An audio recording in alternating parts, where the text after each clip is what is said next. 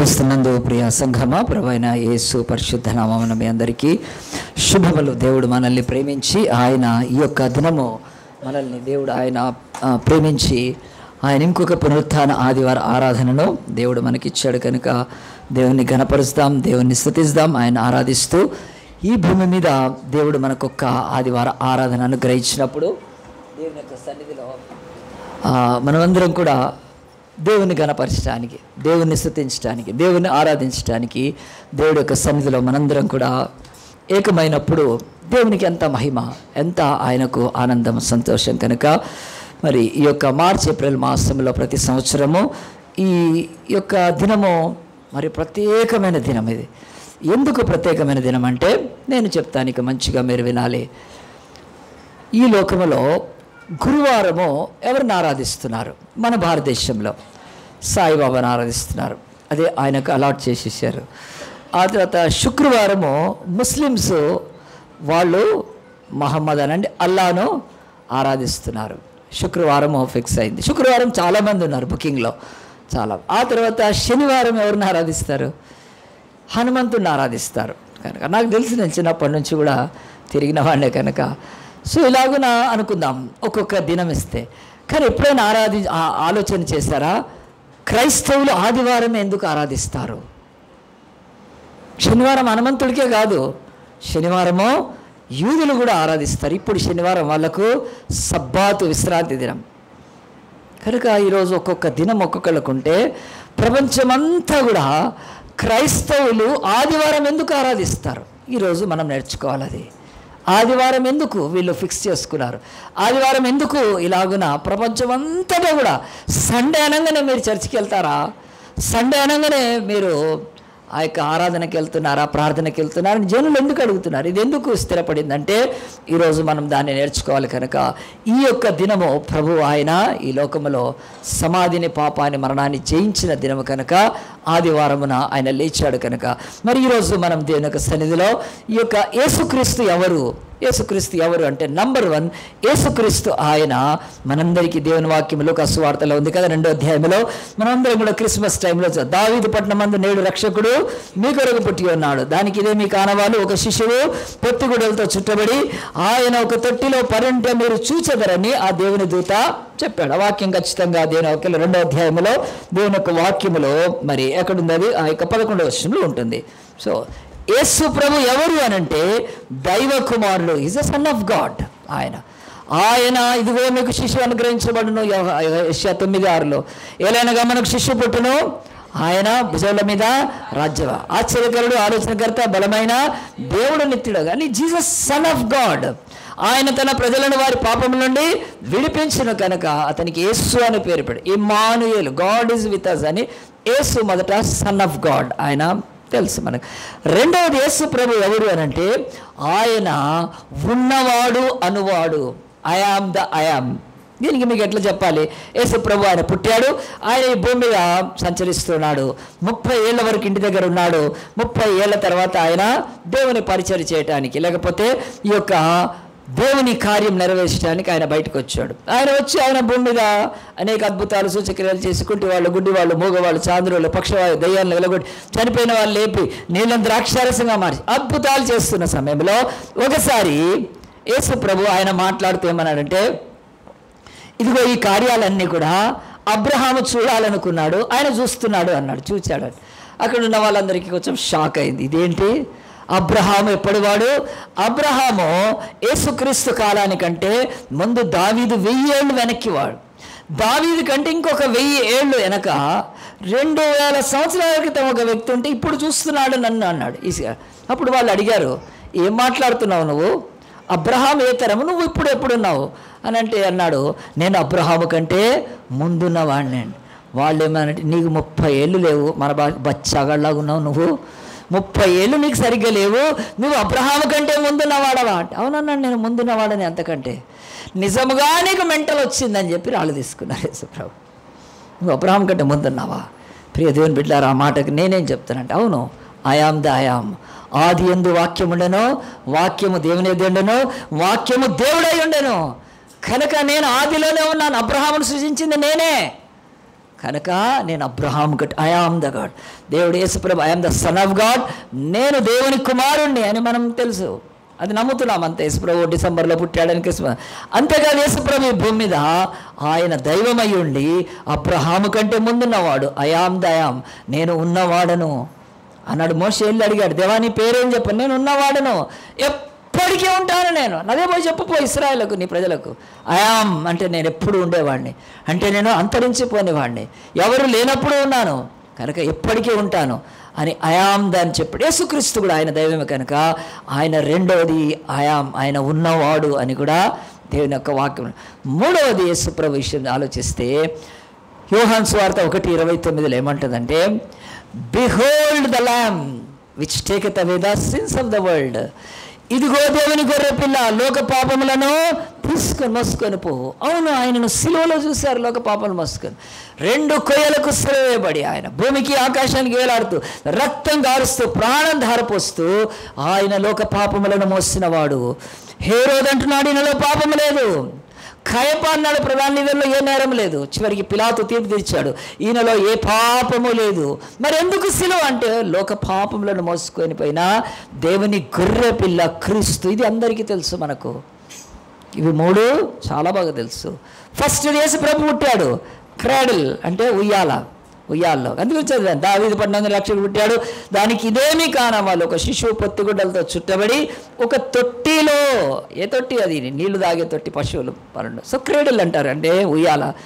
Cradle గురించి విన్నాము. అంతేకాదు రెండోది క్రాస్, యేసు ప్రభు క్రాస్ ఆయన మీద ఎక్కాడు, ఆయన లోక పాపాలు మస్తు. సో ఈ యొక్క క్రైస్తవులందరూ దేవుని బిడ్డలు, యేసు దేవుని కుమారుడని, యేసు ఆయన ఉన్నవాడు, ఆయన యుగయుగములకు ఉండే దేవుడని తెలుసుకొని, మూడవది యేసు సిలువ ఎక్కాడని చెప్పి, గుడ్ ఫ్రైడే కానీ యేసు రక్తం కార్చాడని, ప్రాణం పెట్టాడని చెప్పి, చివరికి ఆయన యందు విశ్వాసం ఉంచి ఈ బలలో కూడా చేయి వేస్తూ రొట్టెగా యేసు శరీరం ద్రాక్షరసం కానీ రక్తాన్ని తీసుకుంటూ దేవుని యొక్క సన్నిధిలో ఉంటే, ఇవి 3 సరిపోతాయా? ఇవి 3 కాదండి, ఇంకొకటి ఉంది. అదేమన్నాడు తెలుసా అండి?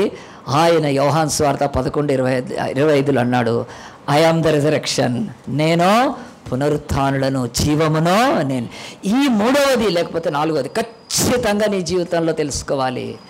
నీవు దేవుని కుమారుడని, ఆయన ఉన్నవాడు అనువాడు యుగములు ఉండే దేవుడని మాత్రమే కాదు, ఆయన లోక పాపాలను మోసుకొని పోయిన దేవుని గొర్రెపిల్లని ఆయన నమ్మడం మాత్రమే కాదు, నువ్వు ఇంకొకటి ఆయన పునరుత్థానుడని నమ్మాలి. పునరుత్థానం అంటే ఏమిటి?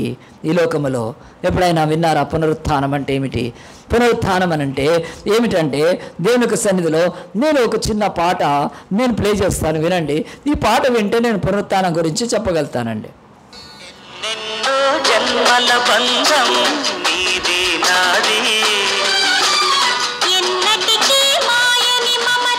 చాలా ఏమంటుందేమే, ఎన్నెన్నో జన్మలు ఉన్నాయి ఆ జన్మలు.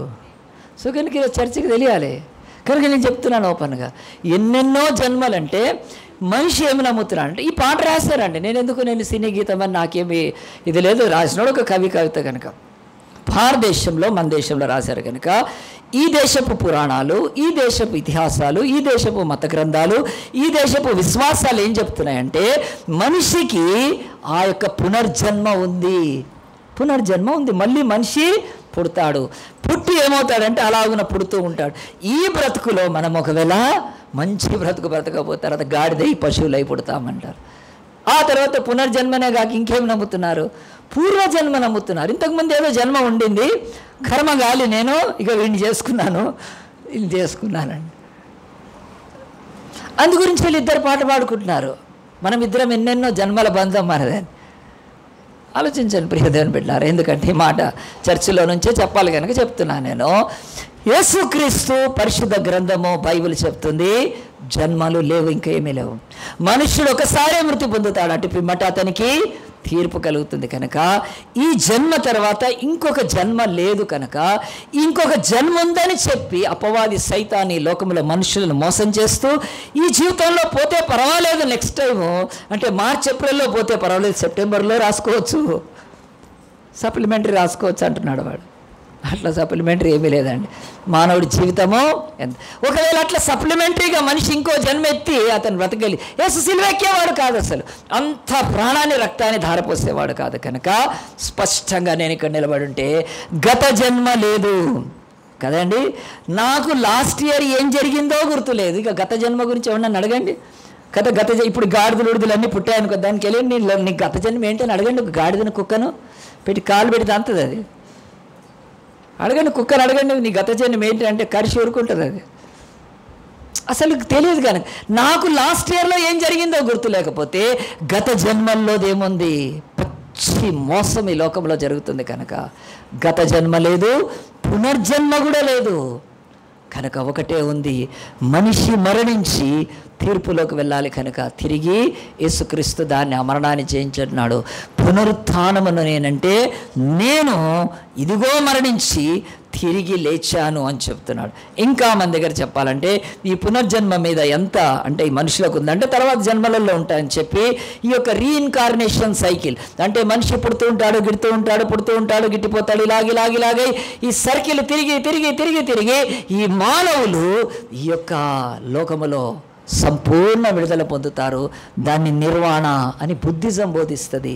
నువ్వు చివరికి అణువైపోతావు, ఈ విశ్వ పరమాణులో కలిసిపోతావు. There is nothing.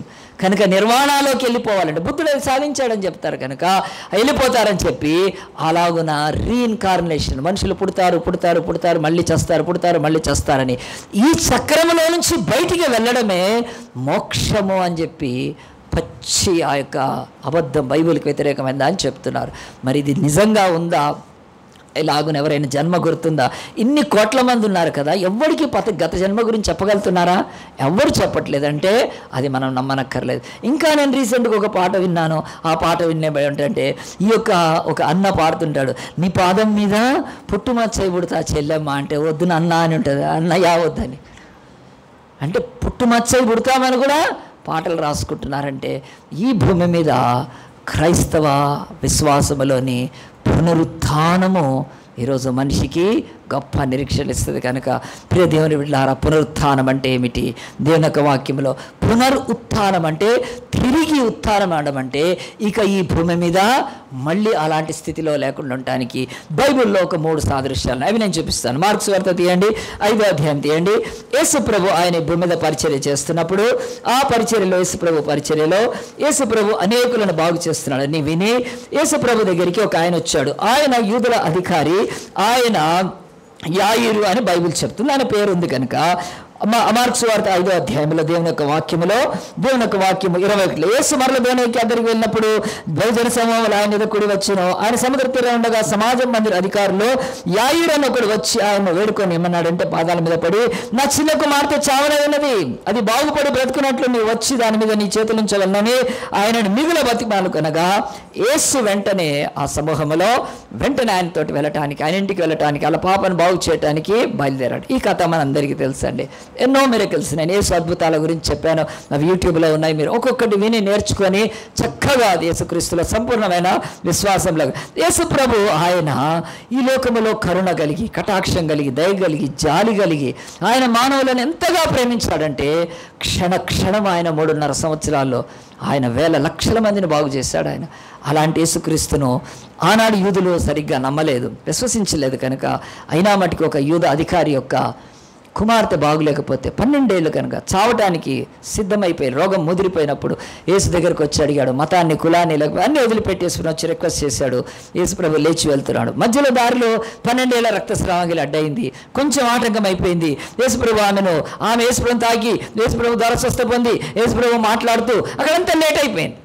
యేసు ప్రభువుకు ఆయన తీసుకువెళ్తుంటే దారిలో అడ్డం వచ్చినప్పుడు అప్పుడే ఆ యొక్క వార్త, ఆమె స్వస్థ పడిపోయినాక యేసు ముందుకు అడుగు వేస్తుంటే ఆ ఇంటిలో నుంచి అనేకులు వచ్చి చెప్పేశారు, అయ్యా ఇంకా నువ్వు బోధకుడిని బాధ పెట్టవద్దు, నువ్వు నీ యొక్క కుమార్తె కొరకు ఈ బోధకుడి దగ్గరకు వచ్చి యేసు దగ్గరకు వచ్చి నీ కుమార్తె చచ్చిపోయింది, టైం అయిపోయింది కదా.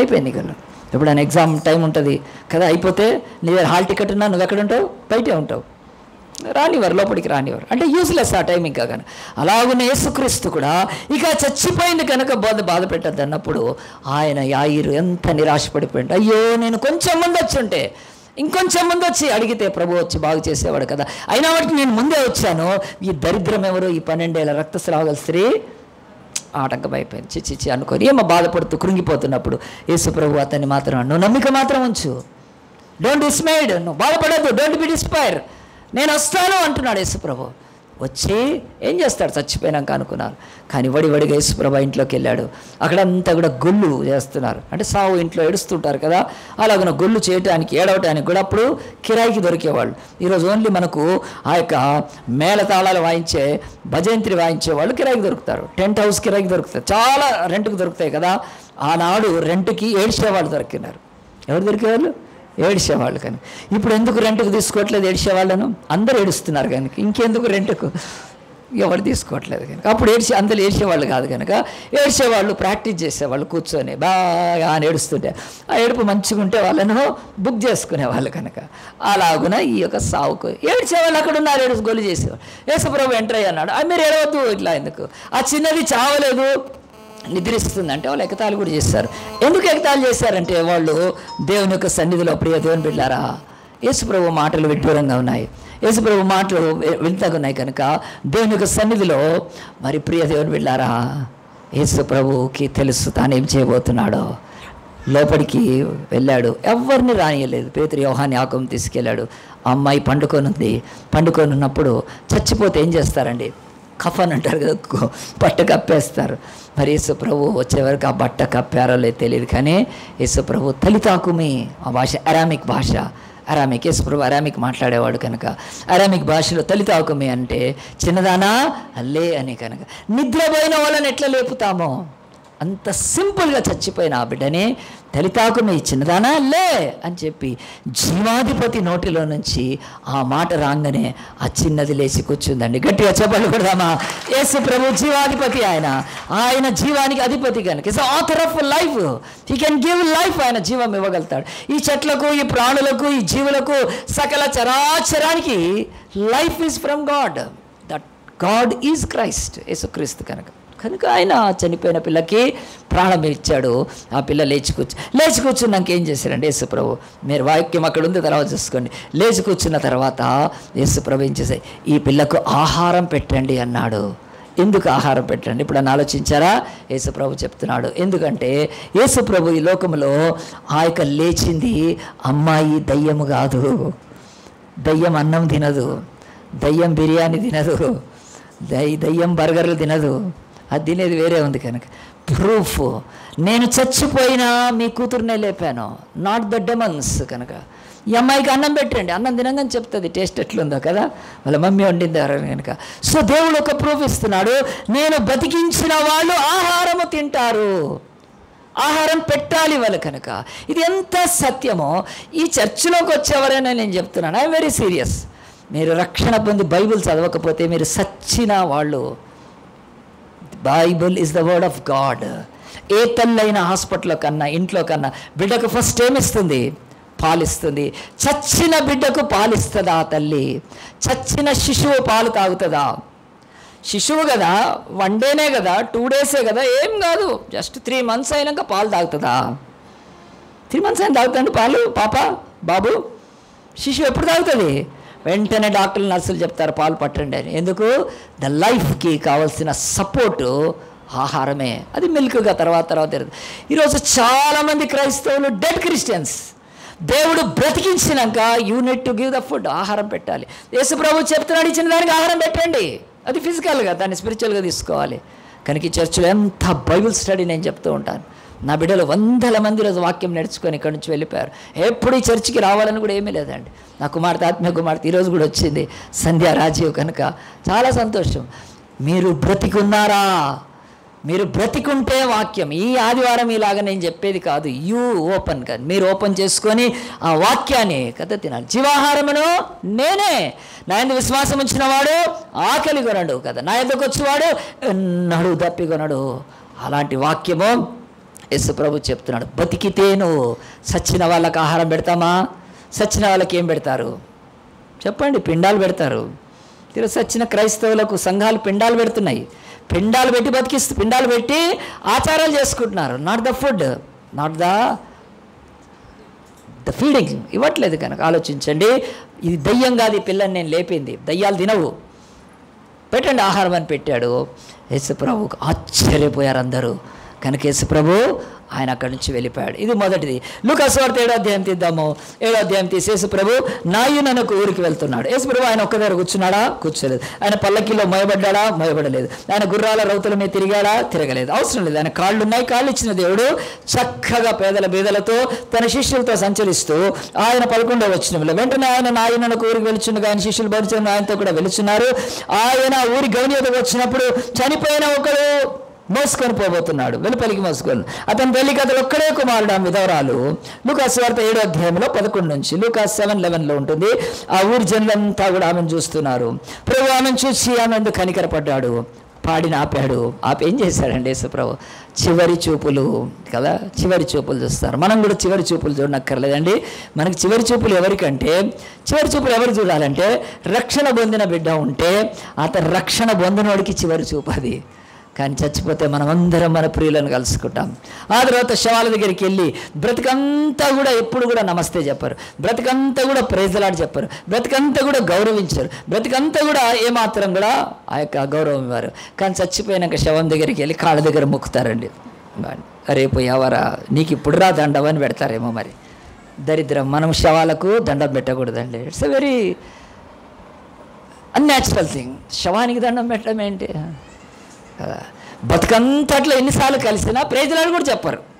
గర్వము, కొవ్వు, అహంతో ఉంటారు కనుక ప్రాబ్లం అది సెల్ఫ్ ప్రాబ్లం.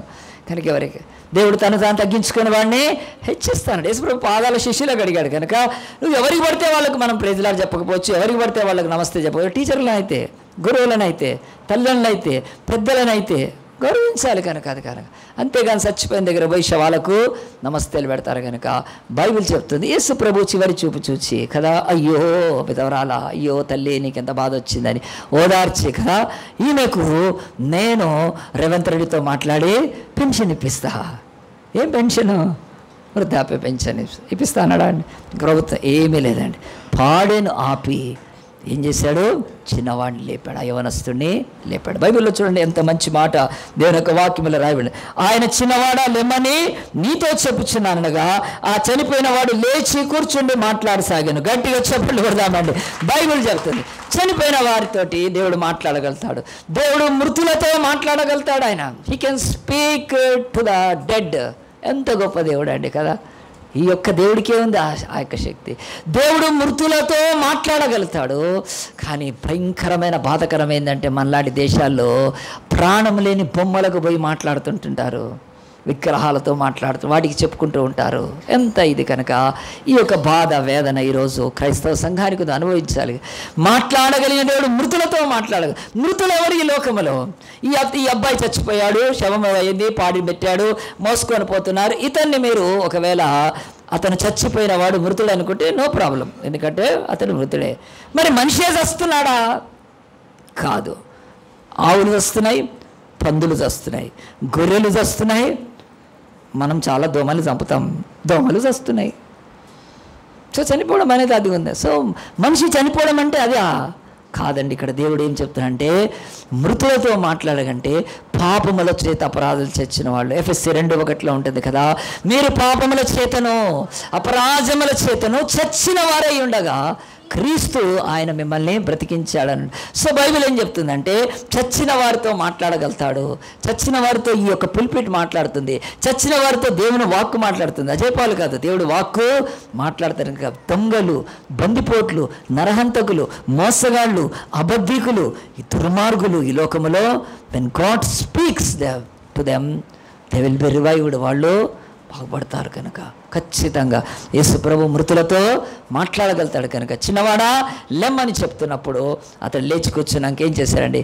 ఆ తల్లికి అప్పచెప్పేసేసాడు. తల్లికి అప్పచెప్పాడు కనుక ఇక్కడ ఇంకోటి నేర్చుకోవాలి. తల్లికి ఎందుకు అప్పచెప్పాడు? అసలు ఆ అబ్బాయిని లేపింది తల్లి కొరకే. ఎవరి కొరకు లేపాడు? తల్లి కొరకు లేపాడు కనుక ఆ తల్లికి అతడు ఆసరగా ఉండాలి. తల్లికి అతను మరి ఆ యొక్క చేదోడుగా ఉండాలి. ఆ తల్లిని చూసుకోవాలి, ఆ తల్లితో ఉండాలి కనుక ఈరోజు చాలామంది చచ్చిన వారిని కొన్ని చోట్ల బ్రతికించినప్పుడు they should be helpful to their church, their family. కనుక ఫస్ట్ ఫ్యామిలీ తీసుకుందాం. ఒక పాపములో ఉండి దుర్మార్గతలో ఉండి తాగుతూ చెడుతుంటూ చదువుకోక రోడ్ల మీద తిరుగుతూ అడ్డమైన బతుకుతున్న వాళ్ళను దేవుడు మారిస్తే ఫస్ట్ వాళ్ళని బతికిస్తే వాళ్ళు ఎవరి కొరకు ఉపయోగపడాలండి?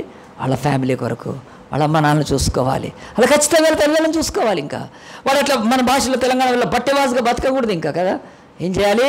ఆ తల్లిదండ్రులు ఎవరు అమ్మాని కొడుకు ఎంత మారిపోయాడమ్మా, ఎంత మంచిగా అని చెప్పి ఆ కొడుకు అతని సాక్ష్యాన్ని బట్టి ఎవరు ఆ అబ్బాయికి మా అమ్మాయిని ఇస్తే ఎంత బాగా అనుకోవాలి, మా అమ్మాయిని సంబంధం అంటే ఆ మార్పు కనపడాలండి. అసలు ఈరోజు మొదటిది అది, నువ్వు మృతులైతే పాపంలో నేను మాట్లాడి దేవుడు బతికించేది. ఎందుకంటే ఫస్ట్ నీ ఫ్యామిలీ కొరకు బాగుపడ్డాను. చాలామంది రక్షణ పొందినాక ఫ్యామిలీకి యూజ్ లేకపోతే అది సరైన రక్షణ కాదు. అది కదా, ఫ్యామిలీకే నువ్వు పనికి రాకపోతే, నీ కుటుంబానికే పనికి రాకపోతే, నీ భార్యకు నీ పిల్లలకే పనికి రాకపోతే నువ్వు వ్యర్థుడవు, అది సరైనది కాదు. నంబర్ 1. రెండవది తల్లికి అప్పచెప్పడం అంటే చర్చికి అప్పచెప్తున్నాడు. ఈ చర్చి తల్లికి దేవుడు ఒక సూచన పెట్టాడు కనుక అందుకొచ్చి తల్లి సంఘం అంటారు. It's not a complete biblical but it is a fact. కనుక నీ చర్చికి నువ్వు వాడబడాలి ఖచ్చితంగా. ఈ చర్చిలో సండే స్కూల్ మినిస్ట్రీ ఉంటుంది, పని చేయగలగాలి. ఈ చర్చిలో యూత్ మినిస్ట్రీ ఉంటుంది, పని చేయగలగాలి. ఈ చర్చిలో కార్పెట్లు ఎత్తేది ఉంటుంది, ఈ యొక్క మ్యూజిక్ వాయించేది ఉంటుంది, పాటలు పాడేది ఉంటుంది, ఆ యొక్క సువార్త సేవకు వెళ్ళేది ఉంటుంది. ఎన్నో పనులు వాడబడుతున్నావా? నిన్ను బ్రతికించింది నీ సంఘాని కొరకు దేవుడు ఇచ్చేస్తాడు. నా సంఘాల కొరకు నేను ఏండ్లు పనిచేశానండి. నేను సంఘాలు కాని వారి కొరకు పనిచేశాను. ఒక రోజంతా కూడా నేను ఆ యొక్క టెంట్ హౌస్ సామాన్ మోసాను. ఒకసారి ఎందుకు మోసానంటే, ఒక సిస్టర్ చిన్నపిల్లల కొరకు 2000 మంది పిల్లలకు కిడ్స్ క్యాంప్ జరిగిస్తుంటే నా బాధ్యతగా నేను ఇలాంటి బెంచీలు కుర్చీలు టేబుళ్ళు, ఆ తర్వాత ఆ యొక్క స్టేజ్ వేసే ఉంటాయి, ఎంత అవన్నీ మోసానండి. ఎప్పుడు కూడా సంఘానికి ఉపయోగపడాలి. దేవుడు ఆ రుణం నాకు 1000 రెట్లు తెరుచుకున్నాడు ఈరోజు. కానీ గుర్తుపెట్టుకోండి, బిడ్డల్ని లేపేది ఎందుకంటే దేవుడు ఆ సంఘానికి వచ్చి ఇక్కడ బస్ స్టాండ్ లాగా వెళ్ళిపోవడం, మార్కెట్కి వచ్చిపోయినప్పుడు, లేకపోతే మెట్రో స్టేషన్కి వచ్చిపోయినట్టు, ఇంకా అనేక చోట్లకు వచ్చిపోయినట్టు చర్చికి వస్తున్నావంటే దేవుడు నిన్ను లేపలేదు. You are dead in sins. First నీ చర్చికి ఉపయోగపడతాను. నా సంఘాల కొరకు ఎంత ఉపయోగపడ్డానంటే, నా సంఘాన్ని వదిలి నేను సేవలోకి వెళ్తుంటే ఏడ్చారు పాస్టర్లు తెలుసా. నేను కీస్ ఇచ్చేస్తుంటే, అజయ్ నువ్వు వెళ్ళిపోతున్నావా? అవును, నాకు ఇంకా దేవుడు పిలిపించాడు, నన్ను దేవుడు పిలిచాడని చెప్పి 10 years నేను 85లో రక్షణ పని 95 వరకు సంపూర్ణ బాధ్యతతో పనిచేసేవాడిని. నేను ఆ తర్వాత వెళ్ళిపోతుంటే ఎంత బాధపడ్డారు వాళ్ళు. నాకు దేవుడు సేవ విలేజ్ మినిస్ట్రీ ఇచ్చాడు కనుక ఆనాడు వెళ్ళిపోయారు. ఈరోజు ఎంతమంది ఉన్నారండి కనుక చచ్చిపోయిన వాళ్ళని లేపి తల్లికి అప్పచెప్తున్నాడు ఆయన. కనుక ఇక దీనిలో వచ్చి ముందుకెళ్తే ఆ తల్లి వచ్చింది అనుకో, అమ్మో నా కొడుకు అని పట్టుకుంటే జరాగమ్మ జరాగు, ఎందుకు తొందరపడుతున్నా జరాగు అని చెప్పి పేతురు యోహాను పిలిచి, మనోడిని కొంచెం మంచిగా ఇచ్చేయండి, కొంచెం అవి వేయండి నడువిగా అని చెప్పి యేసుప్రభు ఊరికి తీసుకుపోయాడండి సాక్ష్యం చెప్పడానికి. ఇదిగో చూడండి, నేను ఈ అబ్బాయిని బతికించాను, చెప్పరా నువ్వు అంటే ఆ అబ్బాయి మైక్ తీసుకొని హల్లెలూయా ప్రైజ్ లార్డ్ అని స్టార్ట్ చేశాడా. అరే ఆగమ్మా, నీ కొడుకు ఎక్కడ లేచాడు కదా, జరాగు 2-3 ఊర్లు తిప్పుకొస్తామని యేసుప్రభు తీసుకెళ్ళాడా అండి? చెప్పండి, బైబిల్లో తీసుకెళ్ళడానికి అవసరం లేదు. ఆ తల్లికి ఆ ఊరికి అతను కావాలి కనుక ఈరోజు చాలామంది సేవకులు కూడా వాళ్ళ యొక్క బిడ్డల్ని ఎక్కడెక్కడో తిప్పాలని చూస్తారు. నీ యొక్క సంఘానికి వాడబడినోడాడు ఎక్కడ వాడబడితే ఏముందండి? అస్సలు కూడా కాదు. యేసు ప్రభు చెప్పాడు వాళ్ళకి, ఆ ఊరికి కావాలి, ఆ యొక్క సమాజానికి కావాలి. ఆ తల్లిని ఆదరించిన ఆదరణ యేసు ప్రభుకి మహిమను తీసుకొని రావాలి. అంతేగాని యవనస్తుడిని తీసుకొని పేతురు యోహానులతో తీసుకొని ఈ అబ్బాయిని తీసుకొని ఆ ఊరికి తీసుకుపోయి ఇదిగో లేపాడని సాక్ష్యం. ఈరోజు దొంగ సేవకులు ఎన్నో అట్లా చెప్పించుకుంటూ ఉంటుంటారు, తీసుకెళ్ళి యూట్యూబ్లో పెట్టుకుంటారు. యేసు ప్రభుకి నాలాంటి సేవకులకు అవసరం లేదు. వాడెక్కడ వాడబడాలో వాడబడతాడు అంతే, అవసరమే లేదు. యేసుకు ఆ శక్తి ఉంది, ఎంతమందినే లేపగలుగుతాడు. సో ఇది బైబిల్ చెప్తుంది కనుక. రెండవది, యేసు ప్రభు ఒక చిన్నవాడు, అతను ఈ యొక్క తలితాకిమి అన్నప్పుడు ఆ అమ్మాయి అప్పుడే చనిపోయింది. యేసు ప్రభు బయలుదేరుతున్నప్పుడు కూడా ప్రాణం ఉండింది, మధ్యలో ఒక ఆటంకం వచ్చి చచ్చిపోయింది కదా. సో ఫ్రెష్గా చచ్చిపోతే లేవుడు. కానీ ఈ అబ్బాయి పాడి మీద పెట్టారంటే ఎప్పుడు చచ్చిపోయి ఉంటాడండి? ఐదర్ నైట్, ఆ సాయంత్రం కానీ ఆ రాత్రి కానీ చచ్చిపోతే అబ్బాయి తెల్లారకల్లా పాడి కట్టిచ్చేస్తారు కదా. ఎప్పుడైనా సరే కదండి కదా, ఎవడైనా సస్తున్నాడని పాడి రెడీగా పెట్టుకొని ధన్మం తీసుకొని వెళ్ళిపోతారా? చేయరండి, ఎవరు చేయరు ఆ పని కదా. బతకాలని ఆశపడతారు కదా. కానీ యవనస్తుడు ఐదర్ ఆ రాత్రి అన్నా ఆ తెల్లవారైనా చచ్చిపోయింటాడు. బహుశా మధ్యాహ్నం సమయమో ఏ సమయంలో అంటే అప్పుడే కాదు, కొన్ని గంటల తర్వాత చచ్చిపోయినాక కూడా యేసు బ్రతికిస్తాడు. ఆయన he can give the life. కొన్ని గంటల తర్వాత ఇది ఆధ్యాత్మికంగా కూడా మనకు ఒక సూచన. పాపములో చచ్చిపోయి చాలా కాలం అయిపోయి కూడా ఉన్న వాళ్ళను యేసు ప్రభు ఆయన బ్రతికించగలుగుతాడు. ఇక్కడ నుంచి 3వ చూద్దాం. చూడండి, యోహాను సువార్త 11వ అధ్యాయం తీయండి. యోహాను సువార్త 11వ అధ్యాయం, జాన్ ద గాస్పెల్ 11th చాప్టర్లో యేసు ప్రభు ఆయన యూదయ, గలిలయ, సమరయ ప్రాంతాలు తిరుగుతూ ఉండేవాడు. ఆయన ప్రతి చోట వెళ్ళి వాక్యం చెప్పేవాడు. ప్రతి చోట కూడా దేవుని రాజ్యాన్ని, ప్రతి చోట రోగులను స్వస్థపరిచాడు. ప్రతి చోట డౌట్స్ తీర్చేవాడు. ప్రతి చోట ఆనాడి మతాచారాల మీద ఉక్కు పాదముతో ఆచారాలను ఖండించేవాడు. ముఖం మీద ఖండించేవాడు. ఈ వేషధారులైన శాస్త్రులను పరిశీలన ఏమనేవాడు తెలుసా? ఒరే సున్నం కొట్టిన సమాధులారా, మీరెంత బేకారుగా ఆడరా, మీరు బయటికి ఒకటి లోపలికి ఒకటి, మతం అంతే మీకు, కానీ మనసులో ఏమీ లేదని వాళ్ళను ఖండించేవాడు. కానీ అలాగున యేసు ప్రభు ఖండిస్తుంటే ఏమైపోతారండి? చాలామంది ఆయనకు ఫ్రెండ్స్ అవుతారా, లేకుంటే ఫోర్స్ అవుతారా, అంటే ఎనిమిస్ అవుతారా? న్యాచురల్. ఎంతోమంది యేసు ప్రభుకి వ్యతిరేకులు, శత్రువులు తయారైపోయారండి. ఆ సమయంలో కూడా యేసు సత్యము మాట్లాడుతున్నాడని, ఈయన దైవ కుమారుడని, ఈయన దేవుడు పంపిన మెస్సయ్య అని, ఈయన కాక ఇంకెవరు ఇలాంటి అద్భుతాలు చేయలేరని, ఆయన నోట, ఆయన మాట, ఆయన బాట, ఆయన యొక్క చూపు సమస్తము దేవుని పోలికలోనే ఉంది. He is the God himself అని. ఆయన పుట్టింది ఎట్లా తెలియదు ఇలా, కానీ ఆయన కార్యములు, గుడ్డివారు చూస్తున్నారు, కుంటివారు నడుస్తున్నారు, మూగవారు మాట్లాడుతున్నారు, చెవిటివారు వింటున్నారు, చనిపోయిన వారు లేస్తున్నారు. ఈయన కాక మెస్సయ్య ఎవరు? రక్షకుడు, లోక రక్షకుడు. 700 ఏళ్ల నుంచి చెప్తున్న వ్యక్తి వస్తాడని ఈయనే కదా అని ఆ యొక్క ఒక 2 అక్క చెల్లెళ్ళు, ఏం పేరు వాళ్ళ పేరు? మరియా, మార్త. వాళ్ళకు బ్రదర్ ఉన్నాడు లాజరస్. ఆ యొక్క ఇంట్లో జరిగింది 11వ అధ్యాయంలో. యేసు ప్రభు తరచుగా బేతనియా అని చాలా దగ్గర, కనుక ఇప్పుడు హైదరాబాద్కి పక్కనే ఇక్కడ అంబర్పేట ఎట్ల దగ్గర ఉందో, ఇంకా అలాగున్న చాలా దగ్గర ప్రదేశం అండి. బేతనియా అనే ఊరికి వెళ్ళేవాడు. అక్కడ పరిచయం చేస్తే ఈ యొక్క మరియా, మార్తలు, యోహాన్లు ఏం చేశారు తెలుసా? యేసయ్యా మా ఇంటికి రాయా, నువ్వు అక్కడిక్కడ ఉండొద్దు, నువ్వు చెట్ల కింద, రోడ్డు మీద, ఫుట్పాత్ మీద ఉండొద్దు. నిన్ను చాలామంది వ్యతిరేకిస్తున్నారు, మాకు తెలుసు, ఎందుకంటే నీ వాక్యము ఖడ్గం వల్ల దూసుకొని పోతుంది, వాళ్ళ ఆచారాలను ఖండిస్తుంది, వాళ్ళ ముఖం మీద నీ యొక్క వాక్యం సుత్తి వల్ల కొడుతుంది. వాళ్ళని నిన్ను కన్ను ఉండొద్దు, నీకు ఇక్కడ బస లేకపోతే నువ్వు వేరే ఊరికి ఎక్కడికో వెళ్ళి వద్దేసయ్యా, మా ఇంట్లో ఉండు, మా ఇల్లు నీకు ఇస్తామని చెప్పి ఆ యొక్క మరియా, మార్తల ఇల్లుని ఆ యొక్క యేసుప్రభుకి ఇస్తూ వచ్చేవాడు. అట్లా యేసుప్రభు ఒకసారి అక్కడికి వెళ్ళినప్పుడు, యేసుప్రభు అక్కడ లేడు, వెళ్తూ ఉండేవాడు. కానీ ఆ ఇంటిలో ఆ యొక్క లాజర్కి ఒక వ్యాధి వచ్చిందండి. లాజర్కి వ్యాధి వచ్చిందంటే రోగం వచ్చింది, మన భాషలో డిసీజ్. అదేమైపోయింది, తగ్గుతుంది అనుకున్నారు, కానీ అది ముదరడం మొదలుపెట్టింది. కానీ వెంటనే మరియా, మార్తలు వైద్యులకు చూపించుకోవచ్చా, డాక్టర్లకు తప్పులేదు, చూపించుంటారు, ఇంకేదైనా చేసి ఉంటారు. కానీ యేసు యందు విశ్వాసం ఉంచడానికి మన రోగాలకు ఆస్కారము. ఇక్కడ కూర్చున్నారు, బాగా వినండి. నీకు రోగం వచ్చిందంటే నువ్వు పాపం చేసావని కాదు, నీకు వ్యాధి వచ్చిందంటే నువ్వు ఏదో చెడు చేసావని కాదు, నీకు ఏదైనా రోగం వచ్చిందంటే శాపం కాదు. సింపుల్. అదేమిటంటే నీకు ఒక పరీక్ష, గుర్తుపెట్టుకోండి, సింపుల్ పరీక్ష. నువ్వు ఈ యొక్క వ్యాధుల యేసును అంగీకరిస్తావా, యేసును నమ్ముతావా, యేసు యందు విశ్వాసం ఉంచుతావా, ఆయన శక్తిని ఆశ్రయిస్తావా? పైకి భక్తి గలవారమని చెప్పి దేవుని శక్తిని ఆశ్రయించని వారని గలతీ సంఘంలో పౌలు అన్నాడు. మీరు పైకి భక్తిగా దేవుని శక్తిని ఆశ్రయించరు. కనుక ఈ యొక్క మరియా, మార్తల ఇంటిలో ఈ వ్యాధి వచ్చినప్పుడు వాళ్ళు ఏం చేశారండి?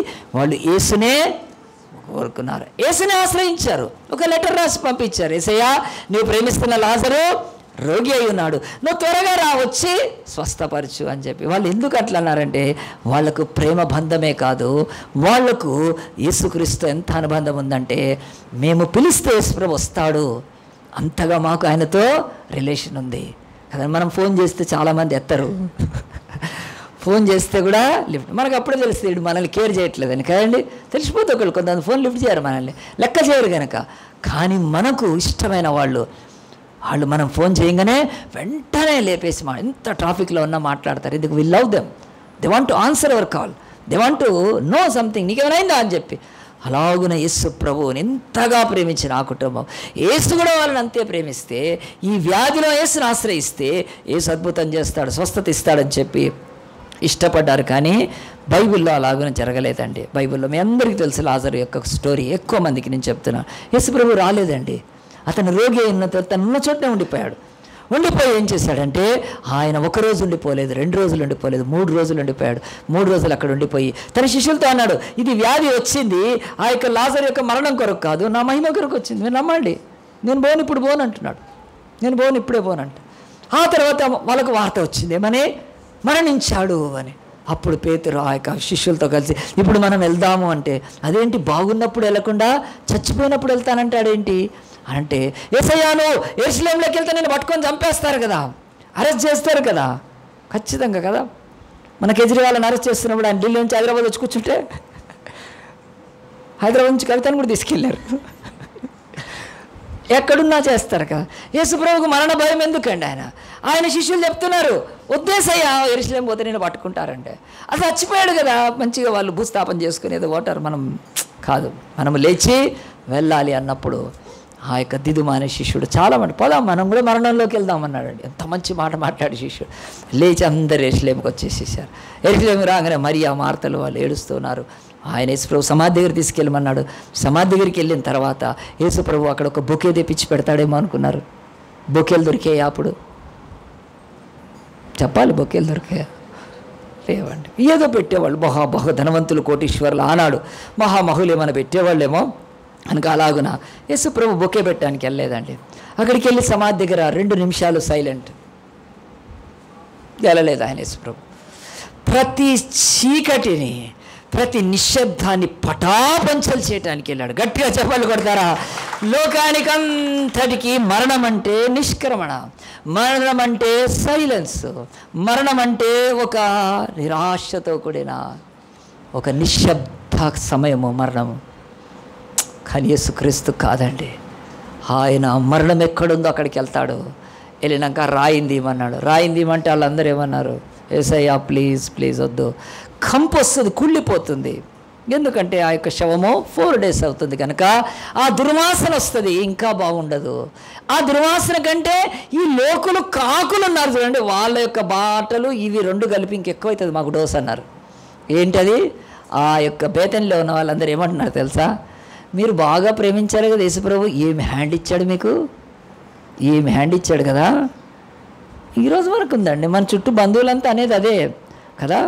బంధువులు రాబంధులే కదా. చాలాసార్లు అంటారు, మీరు యేసుప్రభు నమ్మి ఏమైంది, ఆయన ఏం బాగు చేశాడు మీ ఇంట్లో, ఏమైంది మీకు ఏమైందని చెప్పి ఇంకా ఆ సమయాన్ని ఆసరాగా తీసుకొని గుచ్చి బాధ పెడతారండి. అవును, నేను చర్చికి వెళ్తే ఏమొచ్చింది, ప్రార్థన చేస్తే ఏమొచ్చింది, ఆరాధనకి వెళ్తే ఏం వచ్చింది, నేను బాప్తిజం తీసుకుంటే ఏమొచ్చింది, నేను కానుకలిస్తే ఏమొచ్చింది నాకు, సావు ఎట్టున్నానని వాళ్ళు మనుషులనే మాటలకు కృంగిపోతారు.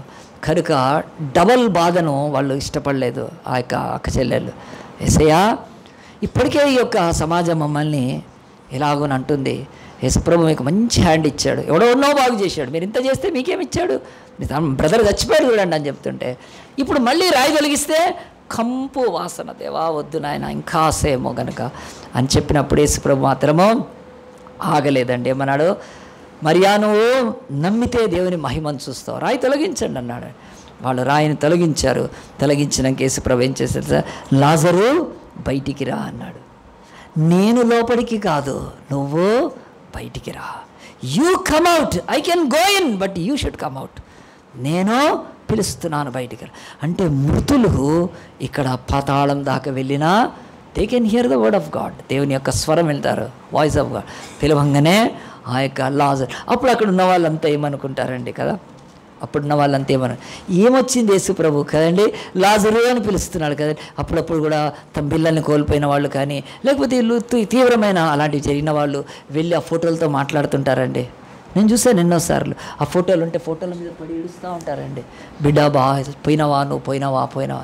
సో ఆ దుఃఖం, ఆ బాధ న్యాచురల్గా ఉంటుంది కనుక ఆ చచ్చిపోయిన వాళ్ళతో కూడా మాట్లాడుతూ ఉంటారండి. యేసుప్రభు వెర్రెక్కి లాజరని పిలుస్తున్నాడు? నో, నెవర్ అండి. దేవుడు అక్కడికి వచ్చింది. ఆయన మనకి ఈరోజు ప్రపంచమంతా ఆదివారం ఎందుకు ఆయన ఆరాధిస్తారో, దాంతోపాటు ఈ యొక్క గత జన్మ పునర్జన్మ లేవని, పునరుత్థానం ఉందని చెప్పడానికి యేసుప్రభు ఏం చేశాడు? లాజరు బయటికి రమ్మనగానే లాజరు ఏం చేశాడండి? త్వరగా బయటకు వచ్చేసాడు. బయటకు వచ్చినాక యేసుప్రభు ఏమన్నాడు తెలుసా అండి కదా, అందరూ మరియా నువ్వు ఇట్రా, మార్తా నువ్వు ఇటు నిలబడు, పాస్టర్ అమ్మ నువ్వు ఇటు నిలబడు, ఆ తర్వాత కదా సైదులు నువ్వు ఇటు నిలబడు, చందనాన్ని నిలబడని ఫోటో తీశాడని. యేసుప్రభు ఫోటో తీసుకున్నాడా? లేకపోతే అందరు చూడాలని చెప్పి ఒక గ్రూప్? నో అండి. ఇవన్నీ కూడా నేను ఇంత సింపుల్గా ఎందుకు చెప్తానంటే బ్రెయిన్లోకి ఎక్కాలి. యేసు ఇంకొకటి చెప్తున్నాడు, అదేమిటంటే తలితాకు మీ చిన్నదానా లెమ్మన్నప్పుడు ఫుడ్ ఆహారం పెట్టండి. చిన్నదానికి ఆహారం తిని బలపడదు. చనిపోయిన వాడిని నాయను గ్రామంలో వీధిలో లేపినప్పుడు తల్లి కప్ప చెప్తున్నాడు, నాకు అక్కర్లేదు. ఇక్కడ ఏమన్నాడు తెలుసా? అతడి ప్రేత వస్త్రాలు ఇప్పండి అన్నాడు. ఎందుకనంటే నేను లాజర్ని లేపాను కానీ దయ్యాన్ని లేపలేదు. దయ్యానికి ప్రేత వస్త్రాలు అవసరం, దానికి తిప్పనక్కర్లేదు. దయ్యం ఇట్లా అని వెళ్ళిపోద్ది పైకి అక్కడికైనా, దానికి అక్కర్లేదు. నేను లేపింది లాజర్నే, దయ్యం కాదు. కనుక ఆ యొక్క కట్లు, ఆ యొక్క ప్రేత వస్త్రాలు తీయండి. తిన్న తర్వాత అతను నడవగలుగుతాడు. ఈ ప్రేత వస్త్రాలు ఏంటి? ఈరోజు చచ్చిన వాళ్ళ అనేకులకు నేను ప్రేత వస్త్రాలు నా చర్చిలో ఇప్పానండి నేను. ఎందుకంటే మత సంబంధమైన ఆ యొక్క కట్టలతో వాళ్ళు తింటారు. సో ఈరోజు బాప్టిస్ట్ అనే ప్రేత వస్త్రాలు, మెథడిస్ట్ అనే ప్రేత వస్త్రాలు, పెంతికోస్త్ అనే ప్రేత వస్త్రాలు, సిఎస్ఐ, మెథడిస్ట్ ఎన్నైనా చెప్పుకోండి, నాకేమి కూడా లేదు. ఓపెన్ హెబ్రోన్ అనే ఈ పెంతికోస్తు లేకపోతే ఈ యొక్క ప్రేత వస్త్రాల్లో ఉంటారు. కనుక ఇప్పటి వాళ్ళని నేను బతికించినాక ఇవన్నీ అవసరం లేదు. మీరు కట్టి పెడుతున్నారు లోపల వాళ్ళను, కనుక మీరు కట్టి ఆచారంలో పెడుతున్నారు. కనుక నేను లేపినవాడు అతడు స్వేచ్ఛగా తిరగాలి. అతడు నన్ను వెంబడించాలి, మతాన్ని కాదు. అతడు నన్ను వెంబడించాలి, నా బోధన వెంబడించాలి లాజరు. కనుక అతను నాకు సాక్షిగా ఉండాలి. ఇప్పండి ఈ బట్టలన్నీ ఇప్పేసేసేయండి. కనుక అవన్నీ ప్రేత వస్త్రాలండి. ఈరోజు ఎన్ని సంఘాల్లో ప్రేత వస్త్రాలు కట్టబడి, భాషలు మాట్లాడితే రక్షణ అనుకొని, భాషలు మాట్లాడకపోతే రక్షణ లేదని, ఆత్మ లేదని ఎంత కన్ఫ్యూజన్లో పడిపోయారండి. ఏదో కొద్దిమంది అలాంటి పాస్టర్లు స్పష్టంగా చెప్తారు, దేవా నేను లేచితే నాకే ప్రేత వస్త్రం అక్కర్లేదు. కులం అనేది, మతం అనేది, జాతి అనేది, ఈ యొక్క డినామినేషన్, ఇవన్నీ వస్త్రాలు కట్టి లోపల పెట్టేస్తారు. దేవుడు నన్ను లాజర్ని లేపినట్టు నన్ను కూడా లేపాడు. దేవుడు అపోస్తుల ద్వారా నా ప్రేత వస్త్రాలు తీశాడు. ఈరోజు 38 ఏళ్ల నుంచి స్పష్టంగా చెప్తున్నాడు, ఎవడైనా కానీ నాకు ఏ భయం లేదు. ఎందుకంటే దేవుడు చెప్తున్నాడు, దేవుడు మనల్ని లేపింది ఆయన వాడుకోవటానికి, ఆయనకు సాక్షిగా వాడుకోవటానికి. ఆయన లేపిన తర్వాత లాజరు లేచి చక్కగా నడుస్తున్నాడు. కళ్ళారా చచ్చిపోయిన లాజరు లేచి 3 రోజుల క్రితం సమాధి చేసిన చేతులు, అతనికి ప్రేత వస్త్రాలు చుట్టిన చేతులు, అతనికి సుగంధ ద్రవ్యాలు పూసిన చేతులు, అందరూ చూస్తుండగా లేచాడు. ఈరోజు దేవుడు కూడా ఒక పాపి ఈ లోకంలో పట్టబడి నశిస్తే లేపితే లోకమంతా చూడాలండి, లోకమంతటికి సాక్ష్యం కావాలి. అలాంటి సాక్ష్యాన్ని పొందుకోవడం మాత్రమే కాదు, బైబిల్ చెప్తుంది ఆ ప్రేత వస్త్రాలు తీసేసిన తర్వాత దేవుడి కొరకు మనము బ్రతకాలి. ఎట్లా బ్రతకాలంటే ఇక మనుషులు యేసుక్రీస్తుని కాదు నిన్ను చూడాలి. ఈ తర్వాత మీరు వాక్యం చదువుకోండి. బేతనీకి ఏం చేశారు తెలుసా అండి? యేసు ప్రభు లాజర్ని లేపారంటే చుట్టుప్రక్కల వాళ్ళందరూ అనేక విలేజెస్ నుంచి వస్తున్నారు. ఎట్లా వస్తున్నారు? యేసు చచ్చిపోయిన వాడిని లేపాడు. ఆయన యేసు ప్రభు కాలంలో 2 ఉన్నారు, శాస్త్రులు, పరిసయ్యులు. పరిసయ్యులు పునరుత్థానాన్ని నమ్ముతారు, వాళ్ళు చచ్చిపోయిన వాళ్ళు తిరిగి లేస్తారు. శాస్త్రులు నమ్మరు, శాస్త్రులు అస్సలు నమ్మరు. అసలు శాస్త్రులు అంటే వాళ్ళు కూడా అదొక యూదుల్లోనే ఉన్నారు, కానీ వాళ్ళు తిరిగి మనుషులు బ్రతకరని దేవుడు తీసుకెళ్ళిపోతాడు ఏదో వేరే. ఆ శాస్త్రులు వాళ్ళ విలేజెస్లోంచి అందరూ వచ్చి ఏం చేస్తున్నారు, అక్కడ లాజర్ని చూస్తున్నారు. అక్కడ యేసుప్రభు కూడా ఉన్నాడు. అప్పుడు యేసుప్రభుని ఏమన్నారు తెలుసా? జర నువ్వు పక్కకు జరుగు అన్నారు. లేపిన యేసుప్రభు నువ్వు జర పక్కకు జరుగు అని జరిగి లాజర్ని చూస్తున్నాడు. చచ్చిపోయిన వాడు ఎట్లా ఉంటాడు? చేతులు ఇట్లుంటాయా, కొంచెం ఇట్లా తిరిగి ఉంటుందా, కాళ్ళు ఏమైనా వంకర ఉంటాయా, అన్నీ చూస్తాం. లేచాడు. సో నేను ఎందుకు చెప్తానంటే యేసుప్రభు లేచిన వాళ్ళను ఈ లోకము యేసు కంటే ఎక్కువ చూడాలని ఆశపడుతుంది. గట్టిగా చెప్పాలి కొడదామా? మదర్ తెరిసా ఎంతమంది ఈరోజు పెట్టుకుంటారండి ఆమె photo. They want to see దేవుడు మార్చిన, దేవుడు బ్రతికించిన, దేవుడు ఆయన రూపాంతరం చేసిన జీవితాలను ఎంతోమంది చూడాలనుకుంటారు. నిన్ను నన్ను కూడా చూడాలనుకుంటారు. నువ్వు ఉన్నావా మరి? కానీ నువ్వు ప్రేత వస్త్రాలతో ఉంటే కాదు. కనుక ఇక్కడ బైబిల్ చెప్తుంది, యేసు ప్రభు ఇక్కడ ఈ యొక్క సమయంలో చెప్పిన మాట ఏంటంటే, ఆయన ఈ యొక్క 3 విషయాల్లో నేను ముగించే ముందు స్పష్టంగా వినండి. యేసు ప్రభు ఆయన చచ్చిపోయిన వాళ్ళని లేపారు.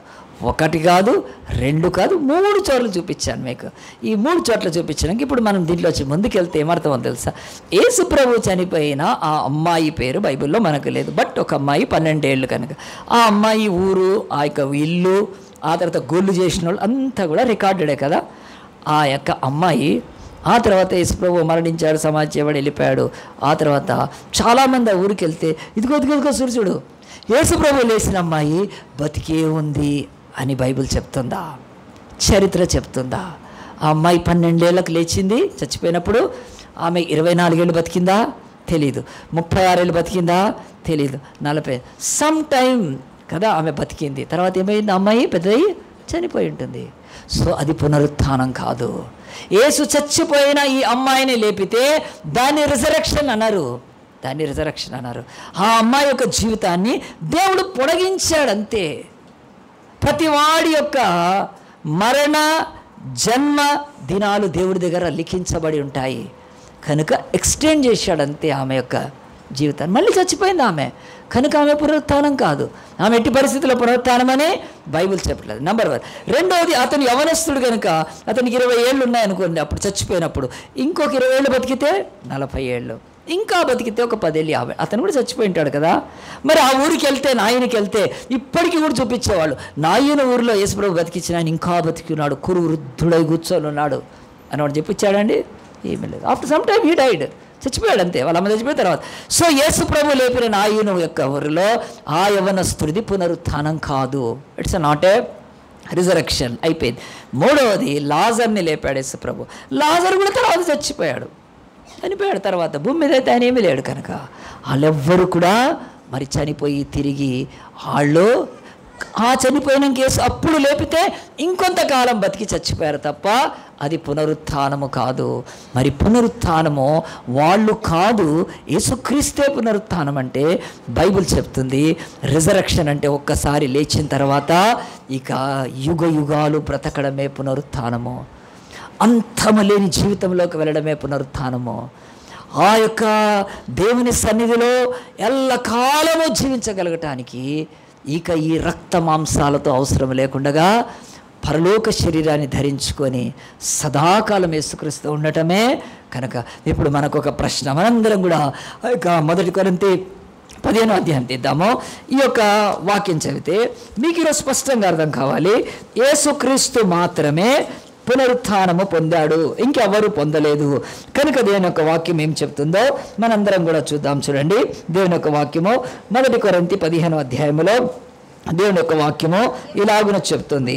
ఏమిటంటే, మృతులలో నుంచి ఆయన ఆది సంభూతుడిగా లేచినప్పుడు ఆయన ప్రథమ ఫలము అని బైబిల్ చెప్తుందండి. ఎక్కడుందో చూడండి, 15వ అధ్యాయంలో దేవుని యొక్క వాక్యము చదువునా. మృతులలో లేపబడిన చదువు కాదండి, అది కానీ నేను చదువుతాను. 23 ప్రతివాడును తన వరుసలోనే బ్రతికింపబడును, ప్రథమ ఫలము క్రీస్తు. గట్టిగా చెప్పండి కొట్టాలని బైబిల్ చెప్తుంది. ఈ ప్రథమ ఫలం యేసుక్రీస్తు కనుక యాయీరు కుమార్తె పునరుత్థానం పొందితే యేసు ప్రథమ ఫలం కాజాలడు. నాయీనులో ఆ యొక్క యవనస్తుడు లేపబడి అతన్నే పునరుత్థానం అయితే యేసు ప్రథమ ఫలము కాదు. ఆ యొక్క లాజరే పునరుత్థానం పొంది ఉంటే యేసు ప్రభు ప్రథమ ఫలము కాదు. మృతులలో నుంచి ఆది సంభూతుడిగా లేచిన యేసుక్రీస్తు ప్రథమ ఫలము. ఎవరికైనా ఒక స్త్రీకి కానీ ఒక పురుషుడు కానీ ఒక అబ్బాయి పుట్టాడు, ఆ తర్వాత ఇంకొక అమ్మాయి పుట్టిన తర్వాత కదండి, ఆ తర్వాత అనుకుందాము వాళ్ళు ఒక అబ్బాయి చనిపోయిన తర్వాత ఇంకొక అబ్బాయి ఇంకా ఉన్నారు. ఎవరైనా వచ్చి అడిగి ఇతను మీ పెద్ద కుమారుడా అంటే పెద్ద కుమారుడే అంటే ఇతనే జ్యేష్ఠ కుమారుడా ఇతనే మీ ప్రథమ సంతానం అంటే అతను లేడు కనుక అనంటే చెల్తుందా అండి? అది కాదు. Though the son or daughter died before, వాళ్ళే ప్రథమ సంతానం కదండి, ఎట్టి పరిస్థితిలో కాదు. అలాగున యేసుక్రీస్తు కూడా ఖచ్చితంగా ఆయన కంటే ముందు కొద్దిమంది వాళ్ళు చనిపోయినా తిరిగి లేచి కొంతకాలం బతికి చచ్చిపోయారే తప్ప వాళ్ళు తిరిగి లేవలేదు. కానీ యేసుది పునరుత్థానము కనుక, మృతుల్లోంచి ఆది సంభూతుడిగా లేచాడు కనుక, ప్రథమ ఫలముగా లేచాడు కనుక ఆ తర్వాత అనేకులు కూడా అలాగున లేస్తారు. పేతురు రాసిన మొదటి పత్రిక 1వ అధ్యాయంలో దేవుని యొక్క వాక్యంలో ఈ మాటలు కూడా ఉంటాయి. చూడండి, పేతురు రాసిన మొదటి పత్రికలో మనం 2 వాక్యాలు చూసి ప్రార్థన చేసుకుందాం. పేతురు రాసిన మొదటి పత్రికలో మొదటి 3 వచనాలలో ఇలాగున్న దేవుని యొక్క వాక్యములు ఏమనుంటుందంటే, మన ప్రభువు యేసుక్రీస్తు తండ్రి అయిన దేవుడు స్తుతింపబడును గాక, మృతులలో నుండి యేసుక్రీస్తు తిరిగి లేచడం వలన జీవముతో కూడిన నిరీక్షణ మనకు కలుగునట్లు, అనగా అక్షయమైనది నిర్మలమైనది వాడబారిన స్వాస్థ్యం మనకు కలుగునట్లు ఆయన తన విశేష కనుక చెప్పిన మనల్ని మరలా జన్మింపచేసెను. ఈ యొక్క 3వ వచనంలో మృతులలో నుండి యేసుక్రీస్తు తిరిగి లేచుట వలన యేసు ప్రభు, ఇక్కడ బైబిల్ ఎంత స్పష్టంగా ఉందంటే, క్రీస్తు మృతుల్లోంచి ఆది సంభూతుడుగా లేచాడు. ఫస్ట్ లేచింది ఆయనే. ఈ లోకములో ఆయన లోకాన్ని, పాపాన్ని, మరణాన్ని, సమాధిని జయించి లేచి ఆయన ఇంకా మళ్ళీ ఎప్పుడు మరణించలేదుగా. యేసు ప్రభు యుగ ఆనాటి నుంచి ఈ రోజు వరకు యేసు ప్రభు జీవిస్తూ ఉన్నాడు. ఆయన ఆత్మస్వరూపుడుగా కోట్ల మందికి ఈరోజు దర్శనం కూడా ఇస్తూ ఉన్నాడు ఆయన. కనుక చచ్చిపోయిన వాడికి పూలదండలేస్తారు, చచ్చిపోయిన వాడికి మాలలేస్తారు. మన చర్చిలో యేసుప్రభు బొమ్మ పెట్టము, ఆయనకు దండ అయినక్కర్లేదు. ఎందుకంటే ఆయన బ్రతికి ఉన్నాడు కనుక, ఆయన సజీవుడు కనుక. ప్రియ దేవుని బిడ్డలారా, ఈ మాటలు నేను చెప్పి ముగించేటప్పుడు కొన్ని మాటలు స్పష్టంగా మీరు వినాలి. ఈరోజు చాలామంది బ్రతుకుల్లో దేవుని యొక్క వాక్యముల ప్రకారము నేను చెప్పాను కదా, యేసు దేవుని కుమారుడే, నో డౌట్.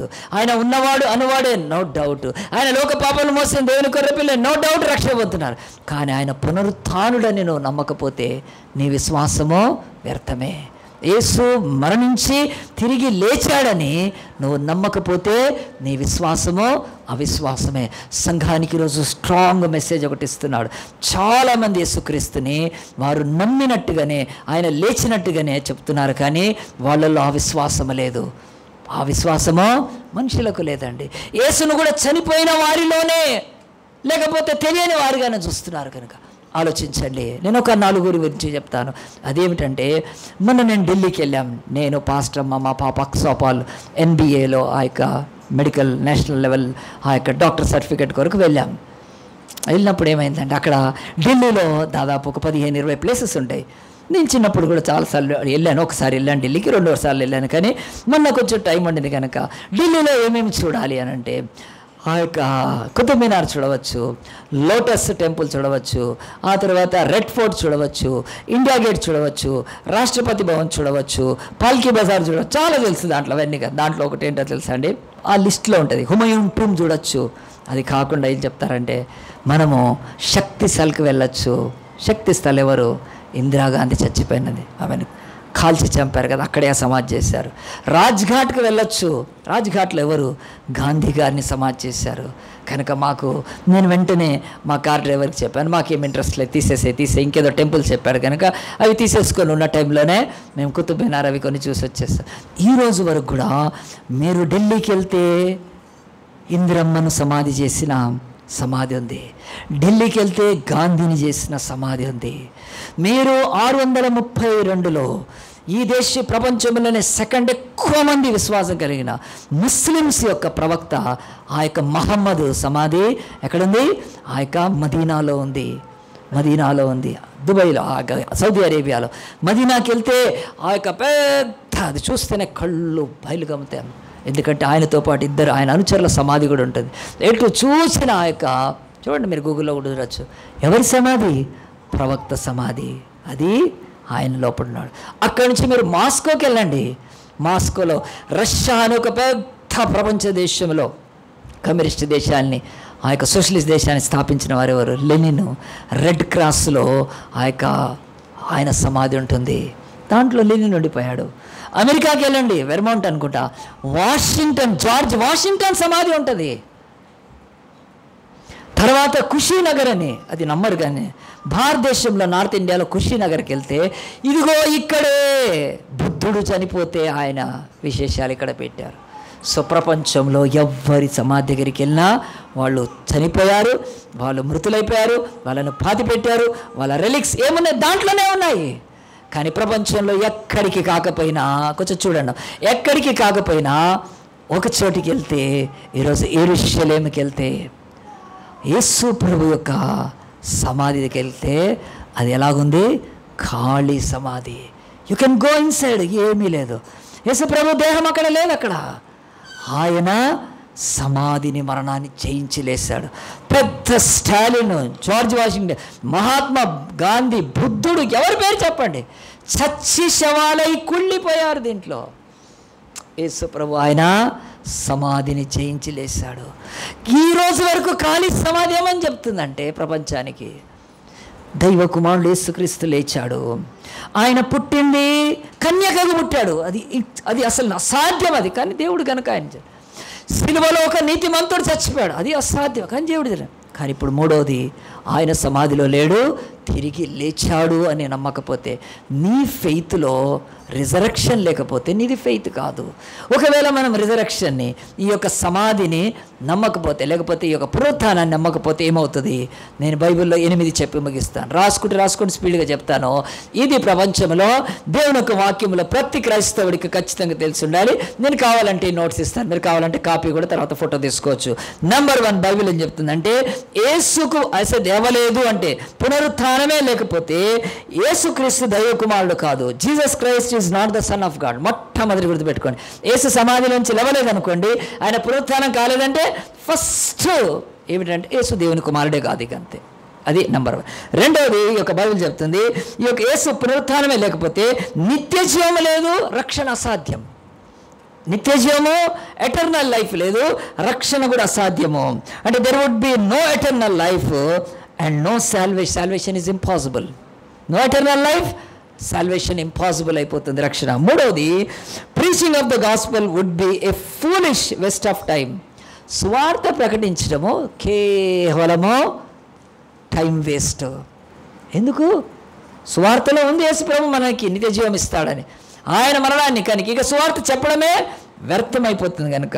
నాలుగవది, the Bible and all the prophecies of the Bible would be false. అంటే బైబులు, ఈ పరిశుద్ధ గ్రంథము, ఈ పరిశుద్ధ గ్రంథంలో ప్రవచనాలన్నీ అబద్ధమైపోతాయి ఒక యేసు లేవలేదంటే, పునరుత్థానం లేదంటే. ఆ తర్వాత 5వది, బైబుల్ చెప్తుంది, those who witnessed the resurrection are liars. Yesu ప్రభు లేచింది ఎవరు చూశారు? శిష్యులు చూశారు. యేసు ప్రభువు లేచింది ఎవరు చూశారు? 500 మంది చూశారు. యేసు ప్రభువు లేచింది ఆ యొక్క స్త్రీని చూశారు. సో ఇదంతా వాళ్ళు ఏమైపోతారంటే అబద్ధికులు అయిపోతారు. కనుక యేసు పునరుత్థానాన్ని, లేచిన యేసును చూచిన వారందరూ కూడా ఈ భూమి మీద అబద్ధికులు అయిపోతారు వాళ్ళు చెప్పింది. 6వది, the second coming of Jesus is a false teaching and empty of hope అంటారు. అంటే యేసు రెండవ రాకడ, యేసు వస్తాడని చెప్తున్నాం కదా, యేసు రెండవ రాకడ. అంతేకాకుండా ఆ యొక్క భూమి మీద నిరీక్షణ, ఆ తర్వాత మన యొక్క శూన్యమైపోతుంది. కనుక స్పష్టంగా నేను మళ్ళీ ఒకసారి చెప్తాను, the second coming of Jesus is a false teaching and the empty hope అయిపోతుంది. యేసు రెండవ రాకడ బోధలన్నీ కూడా అబద్ధాలు అయిపోతాయి. నిరీక్షణ శూన్యమైపోతుంది. నిరీక్షణ శూన్యమైపోతుందండి. ఎందుకు? యేసు లేవకపోతే. ఆ తర్వాత 7వది, there would be no rapture, no resurrection and no heaven. అంటే బైబిల్ చెప్తుంది మనం సంఘము ఎత్తబడము, అంతేకాదు ఆ యొక్క పునరుత్థానం మనము తిరిగి లేస్తామని చెప్పడం, కానీ చివరికి పరలోకం అనేది కూడా అంతా కూడా అబద్ధం అయిపోతుంది. అవి ఏమీ ఉండదు. ఆఖరిది 8వది, those who were martyred for their faith in Christ died in a fruitless vain. మీరు మామూలుగా పారాఫ్రేజ్ చేసుకొని రాసుకొని, కావాలంటే నోట్స్ కూడా నేను ఇస్తాను. బైబిల్ చెప్తుంది, క్రీస్తు యేసు అందు విశ్వాసం ఉంచి దాని కొరకు హతసాక్షులైన ఆ యొక్క వారి అందరి జీవితాలు నిష్ప్రయోజనమే. గ్లాడిస్ స్టీల్ని జీపులో వెలిసి కాల్ చేశారు కదా మన భారతదేశంలో 2 పిల్లల్ని. ఏం చేసుకోవటానికండి కదా? నిష్ప్రయోజనం అయిపోతుంది. ఎంతమంది రక్తం గార్చి హతసాక్షులు అయిపోయారు యేసు ప్రభు. ప్రపంచం అంతటిలో ఇప్పటికీ మన ఉత్తరప్రదేశ్లో చంపుతున్నారు, బీహార్లో చంపుతున్నారు, ఛత్తీస్గఢ్లో చంపుతున్నారు క్రీస్తు కొరకు సాక్షులను. మరి ఇలాంటి హతసాక్షుల యొక్క మరణమంతా కూడా వారు ధారపోసిన రక్తం, ప్రాణం నిష్ప్రయోజనమే కదా, ఏసే లేవకపోతే. కనుక ఈ మాటలు నేను ఎందుకు చెప్తున్నానంటే, ప్రియ దేవుని బిడ్డలారా, ఇక్కడ కూర్చున్న మనందరం కూడా ఈరోజు యేసు ప్రభు ఏమని చెప్పాడు? ఆ యొక్క యోహాను సువార్త 11:25 తీయండి. ప్రతి ఒక్కరం కూడా చదివి మనం ప్రార్థన చేసుకోవచ్చు. యోహాను సువార్త 11:25లో పునరుత్థానమును జీవమును నేనే, నా యందు విశ్వాసం ఉంచిన వాడు చనిపోయినను బ్రతుకును, బ్రతికి నా యందు విశ్వాసం ఉంచిన వాడు ఎన్నటికీ చనిపోడు. ఈ వాక్యమును కంటత పెట్టాలి, ఈ వాక్యముని పెదవుల మీద ఉండాలి, ఈ వాక్యముని నాలుక మీద ఉండాలి. ఈ యొక్క వాక్యము నీవు కళ్ళు మూసుకున్నా నిద్రపోతే లేపినాగని చెప్పగలగాలి. అప్పుడు నీ యొక్క లైఫ్లో క్రిస్టియన్ ఫెయిత్ ఉన్నట్టు. యేసు లేచాడా ఏమో నాకేం తెలుసు, ఎవడు చూశాడు? ఇంతవరకు ఎవడైనా చచ్చిపోయిన వాడు లేచాడా? ఎవడైనా లేచాడా అంటే ఎవడూ లేవలేదు. నిజమేది. మృతులలో నుంచి లేచిన ప్రథమ ఫలము క్రీస్తు. తర్వాత కడమటి వారం అంతరం మనం లేస్తాము. ప్రియ దేవుని బిడ్డలారా, నీ జీవితంలో ఈ యొక్క సంవత్సరంలో అయినా, ఈ కనీసం ఈ మార్చి ఏప్రిల్లో అయినా యోహాను 11:25 కంటత పెట్టు. నువ్వు ఎన్ని నీ యొక్క పాస్వర్డ్లు కంటత పెట్టుకుంటావు, ఎన్ని నీ యొక్క ఆ యొక్క ఏమంటారు అది ఏటీఎంలో కొట్టాలి కదా పాస్వర్డ్స్ అయినా, పిన్ నెంబర్లు గుర్తుపెట్టుకుంటావు, ఇంకెన్నో గుర్తుపెట్టుకుంటుండొచ్చు. ఒక్కసారి ఈ మాటలు గుర్తుపెట్టుకో. ఏంటో తెలుసా? పునరుత్థానమును జీవమును నేనే. మంచిగా నా వైపు చూడండి, నేను చెప్తాను. యేసు ప్రభు పునరుత్థానము అదిగో, పునరుత్థానముతో నేను లేచాను. పునరుత్థానం ఇట్లా ఉంటుంది. చచ్చిపోయిన వాళ్ళు ఇట్లా ఉంటారు, లేస్తారు. ఇవన్నీ చెప్పట్లేదు. యేసు ప్రభు ఏమన్నాడు? పునరుత్థానమును నేనే. I am the resurrection. ఎంత నేనే మార్గమును చెప్పాడు యేసు ప్రభు. నేనే అదిగో సత్యము, అదిగో అల్లదిగో శ్రీహరి వాసము. కాదు, నేను సత్యాన్ని, నేనే జీవాన్ని. అదిగో జీవము కాదు, దేర్ ఈజ్ ఎ లైఫ్ కాదు, ఐ ఆమ్ ద లైఫ్. యేసుక్రీస్తు ఇంకోటి చెప్పాడు, ఐ ఆమ్ ద రిజరెక్షన్. మేము మైండ్కి ఎక్కటాడు చెప్తాను చూడండి. బస్ ఎక్కాం, ఐ ఆమ్ ద డ్రైవర్ అన్నాడు అనుకోడు. You are a driver, very nice అంటాను. కానీ ఐ ఆమ్ ద బస్ అంటే క్యా హో గ్యా వేసుకుంటాం. ట్రైన్ నడిపానని పైలట్ అంటారు కదండి. I am the pilot of this train అన్నాడు. ఐ ఆమ్ ద ట్రైన్ అంటే చూపిస్తారు హాస్పిటల్ తీసుకెళ్ళి అంటారా అండి? ఇప్పుడు మనం ఎవరికైనా వాటర్ ఇచ్చాం, దిస్ ఈజ్ ద వాటర్ అంటారు. ఐ ఆమ్ ద వాటర్ అంటామా? మొయినోర్ అంటారు. ఎవరైనా అనగలుగుతారా? ఆలోచన. ఎంత మహానుభావులండి, ఎంత మహానుభావులు ఈరోజు ప్రపంచంలో ఎవ్వడు కూడా చెప్పలేడు. యేసు ప్రభు that is the resurrection, this is the resurrection అనట్లేదు. I am the resurrection. మరణములోకి వెళ్ళి మరణ పాశములను తెంచి మరణపు వేదనను భరించి మరణపు ముళ్ళును విరిచి బయటికి వచ్చాను. I am the resurrection. ఎవరు నాలో ఉంటారో వాళ్ళ మీద మరణం ఏలుబడి చెయ్యదు, because I am the resurrection. ఎవరు నాలో ఉంటారో వారిని పాతాళం పట్టుకోలేదు. ఎవరు నాలో ఉంటారో వారిని చీకటి మరణ బంధకాలు. ఈరోజు క్యాన్సర్లోకి వెళ్ళిన వాళ్ళు ఎట్లా భయపడతారండి? కోవిడ్లోకి వెళ్ళిన వాళ్ళు ఎట్లా భయపడ్డారు? సగం భయపడి సచ్చారు కోవిడ్లో, తెలుసా అండి? కోవిడ్లో ఎందుకు చచ్చారంటే మరణ భయము, మరణ వేదన, మరణ పాతాళపు శక్తి పట్టుకున్నప్పుడు గిలగిలలాడిపోయారు. అందు గురించి ఎవ్వడు అక్కడికి వెళ్ళలేదు. డెత్లోకి వెళ్ళాడు, మరణములోకి, పాతాళములోకి వెళ్ళాడు యేసు ప్రభు. మరణపు ఆ యొక్క కబంధమైన ఆ యొక్క ఉచ్చుల్లోకి వెళ్ళాడు, పాతాళపు పాశాల్లోకి వెళ్ళాడు యేసు ప్రభు. బయటకు వచ్చాడు. ఇప్పుడు చెప్తున్నా, I am the resurrection. Church కాదు, పాస్టర్లు కాదు, మతాలు కాదు, ఐ ఆమ్ ద రిజరెక్షన్, నేను పునరుత్థానుణ్ణి అని చెప్పి లోకానికి ఆ యొక్క గొప్ప అష్యూరెన్స్ ఇస్తున్నాడండి. ఈరోజు అగ్నికి, కత్తికి, ఖడ్గానికి, మృగాలకు, మనుషులకు, మతాలకు అలాగన ప్రాణం అట్లా వదిలిపారేస్తున్నారు క్రైస్తవులు. ఎందుకో తెలుసా? Because our Lord is the lord of resurrection. నా దేవుడు పునరుత్థానుడైన దేవుడు. ఒక చిన్న ఇలస్ట్రేషన్ చెప్తాను, మంచిగా వినండి, అటు ఇటు కాకుండా. ఇది సంవత్సరం, ఏ సంవత్సరం కూడా నేను రాసుకొని చెప్పాను. ఇది 1914 సంవత్సరం మే 28వ తారీఖున మన ప్రపంచంలో యూరోప్, మనందరికీ తెలుసు. ఈరోజు తమ్ముడు వంశీ ఉన్నాడు కదా అక్కడ, వంశీ విజయన్ సిస్టర్ గారు వాళ్ళ కోడలు అక్కడ ఉన్నారు కదా, దట్ ఈజ్ ఇంగ్లాండ్. అది అలాగనే ఇంగ్లాండ్ దగ్గర పక్కన మనకు స్పెయిన్ ఉంది, ఆ తర్వాత ఇటలీ ఉంది, ఆ తర్వాత జర్మనీ ఉంది, ఇక మిగతా కంట్రీలు. ఐర్లాండ్ అనే ఒక కంట్రీ ఉంది అక్కడ. ఐర్లాండ్లో నుంచి ఐర్లాండ్ ఎక్స్ప్రెస్ అని ఒక ఓడ బయలుదేరి అది వెళ్తుంది, అమెరికాకి వెళ్తుంది. సముద్ర మార్గంలో వెళ్తుంది. ఈరోజు మనం అమెరికా వెళ్ళాలంటే మ్యాక్సిమం 20 hours 24 hours వెళ్ళిపోతున్నారు. కానీ మన చర్చిలో చాలామంది వెళ్ళి కూడా వచ్చారు. కనుక ఈజీ ఏరోప్లేన్లు లేవు అప్పుడు. 1914లో 1914లో ఏరోప్లేన్లు ఇంత డెవలప్ కాలేదు అప్పుడు. కనుక ఎవరు వెళ్ళినా కానీ వేరే దేశాలకు పడవలు ఎన్ని వెళ్ళేవాళ్ళు. ఆ పడవల స్పీడ్ బట్టి ఒక 100 ఏళ్ల క్రితము అమెరికాకి వెళ్ళాలంటే సంవత్సరాలు పట్టేది. ఆ తర్వాత 6 నెలలు 3 నెలలు అట్లా తగ్గుతూ వచ్చింది. కనుక ఇప్పటికీ అనుకుంటాను నేను ఆ యొక్క అట్లాంటిక్ ఓషన్ దాటి వెళ్ళాలంటే ఎంతో నాకైతే తెలియదండి. కానీ టైం అయితే ఏరోప్లేన్ పోయినట్టు పోదు కదా.